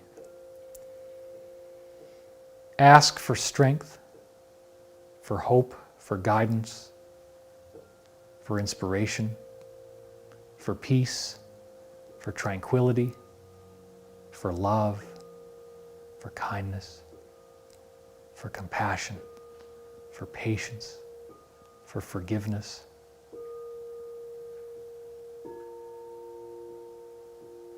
Just let that happen. Let that experience of the light flow through you so that you have everything you need to feel even more at peace than ever before. You're almost like a child now, safe and warm, protected, cared for and loved. Nothing can hurt you because you are indestructible. As you go even deeper into yourself, you notice that this light is indestructible. There is a purity to the universe. There is a purity to you and who you are and what you're doing here. And there is so much gratitude for you.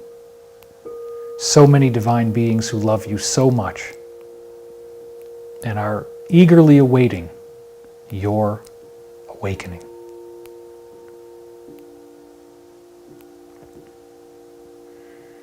Let's call to them. Let's ask them for what they want to say. And we'll have my wife see what she wants to say.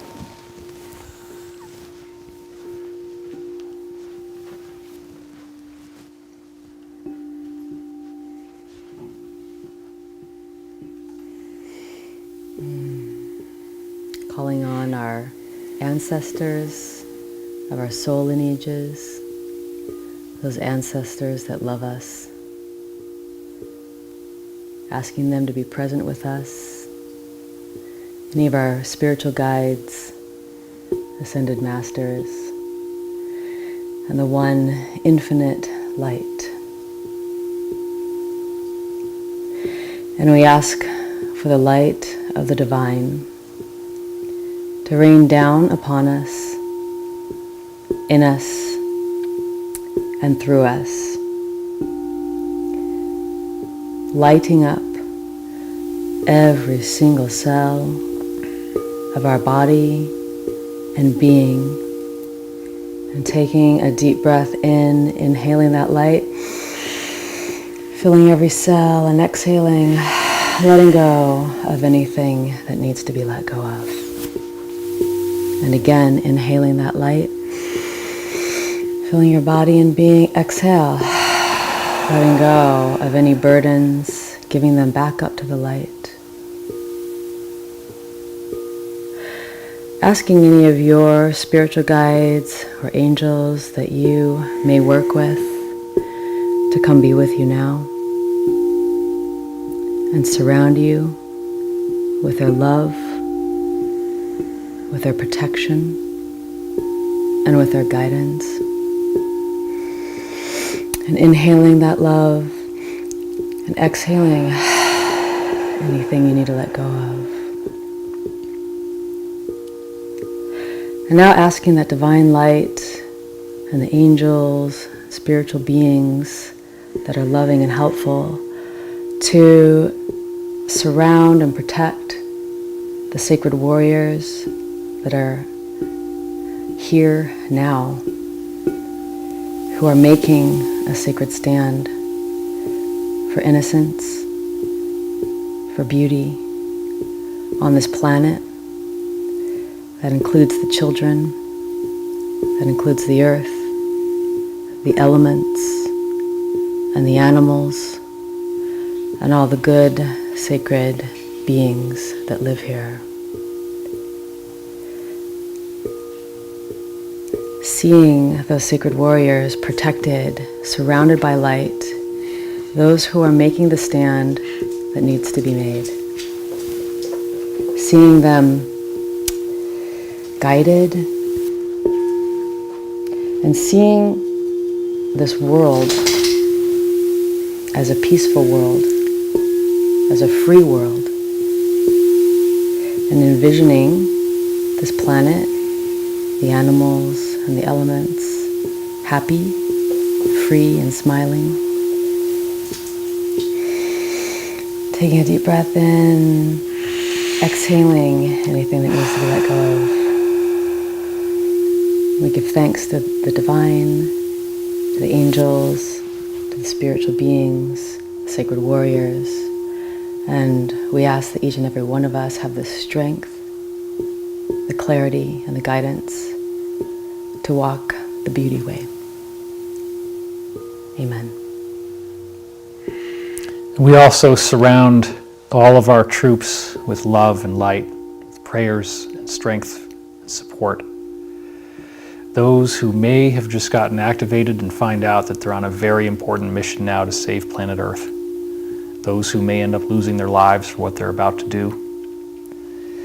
Let us pray that they are protected, that there are as few casualties on either side as possible, that this happens peacefully, and that the job that needs to be done to save this planet is completely fulfilled with precision, so that we get the planet back, and that we don't have to live under the constant threat of people trying to kill everyone. We're done with that. We're moving on as a planet. And there's so many people gathered here right now. There's so much power in the visioning of so many people at once. And so let us envision health and happiness for ourselves, health and happiness for those that we love, for our family, health and happiness for all beings, and a beautiful world where we enjoy ourselves, music, art, dance, beauty, and appreciate the spiritual dimension and the spirit beings. Envisioning a peaceful earth. All right.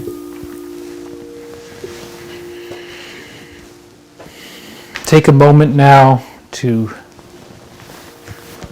send all of this earth the thoughts of love. The whole planet might be scared. It might be scared right now. The earth might be afraid of what is going on. The earth might be afraid that this isn't going to work out. The earth might be afraid by seeing everybody so scared. Let's ask that all those people in their homes feel peace. We have the power to reduce this domestic violence, all these reports of restraining orders and horrible arguments. Let's just envision everyone being able to listen more. Practice your emblematic soliloquy if you want to go do that. Take some time to just breathe every day, to not ask others to shoulder too much of your burden, and be helpful and supportive, and kind and considerate and compassionate whenever possible. as this is the truth that will set you free. To just be nice is all the planet is trying to teach us. Let's send that energy to planet Earth, loving this being that is our home, it is our mother, and it is our child. It is being born into this new reality and this new way of living where evil will be exposed and we never again have to repeat the decisions that were made in the past. We never again have to let this demonic control apparatus control us. We are free, sovereign, alive, and eternal. And then I ask you to take this energy and return it back to yourself. It's such a beautiful gift when you can love yourself. To truly love yourself. Without all the complexity, trying to get into some deeper spiritual message or teaching. Without all the intellectualizing and looking for information and looking for specific facts. But to just love yourself. To know that you are okay. You are worthy of love. You are a being of infinite worth. And that is so valuable. You're such a gift. You're such a joy to be around. People love you. And you have so much to offer, and you're so valuable. You are that perfect divine spark of living light, embodied in human form. The universe could be reconstructed just from what you have. Your insights, your thoughts, your perspective is wonderful. And there are so many others who love you as well. You are never alone, and you are never without help, and you are always safe. And again, let's send that safety to our healthcare workers on the front lines. Let's give them everything we've got in this meditation. Envision them being free from any infections, helping people get well, reducing the deaths, getting through this peak period that we're in right now, and regaining our planet. And again, let's support all those who are in any type of military capacity, who are bringing about the change we need at this point in our evolution on Earth. Let us never forget in the greatest sense that you are the light. You are the love. You are the one infinite creator. And this is as it was, as it is now, and as it always shall be. And nothing and no one can ever take that from you. And so it is.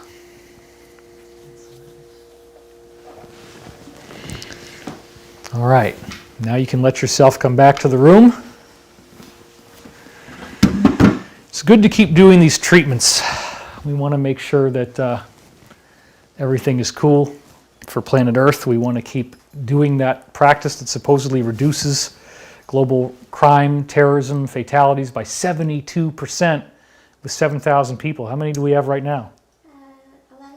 11,800, so we're above the number. We did affect the world. Yeah, and I popped this on you guys out of nowhere with a half an hour's notice, no email, no Twitter, just boom, put it out there. So that's pretty awesome. We got the magic number. Elizabeth is going to be speaking tomorrow in our Great Awakening class. You want to tell people a little bit about what you're going to do tomorrow? It's on sacred boundaries, so it's a whole thing about the boundaries of our spiritual, energetic, and emotional space and how to identify it and how to speak it. And it's still open, right? Yeah. We've actually decided, because so many people keep asking to get into our class, we have an online class going on right now. It's I've already done 10 hours of work, so last Sunday and then the Sunday before that I did 2 5-hour lectures that absolutely blew people away. It's all new material. They're very excited about this. We're not going to bore you with the details, but there are a total of 10 classes, 10 modules. So 3 of them with Elizabeth, and we're going to get into some really intrinsic stuff about how to use light as a tool and how to heal the wounds in your aura, and be able to sustain the power of the ascension process. That sustaining your light body is very important, healing those wounds. And there's so much more to come, so we're going to leave the card open. If you want to get involved, there's a link down there on the bottom to the class, and it's all new material, which for me is difficult. I've talked about so many things, but the reviews that we're getting are amazing. We're hardly getting any cancellations or refund requests at all. People are dazzled with it, so go check it out. And it helps us, and we're very proud of what we've accomplished already, and we're very proud of you.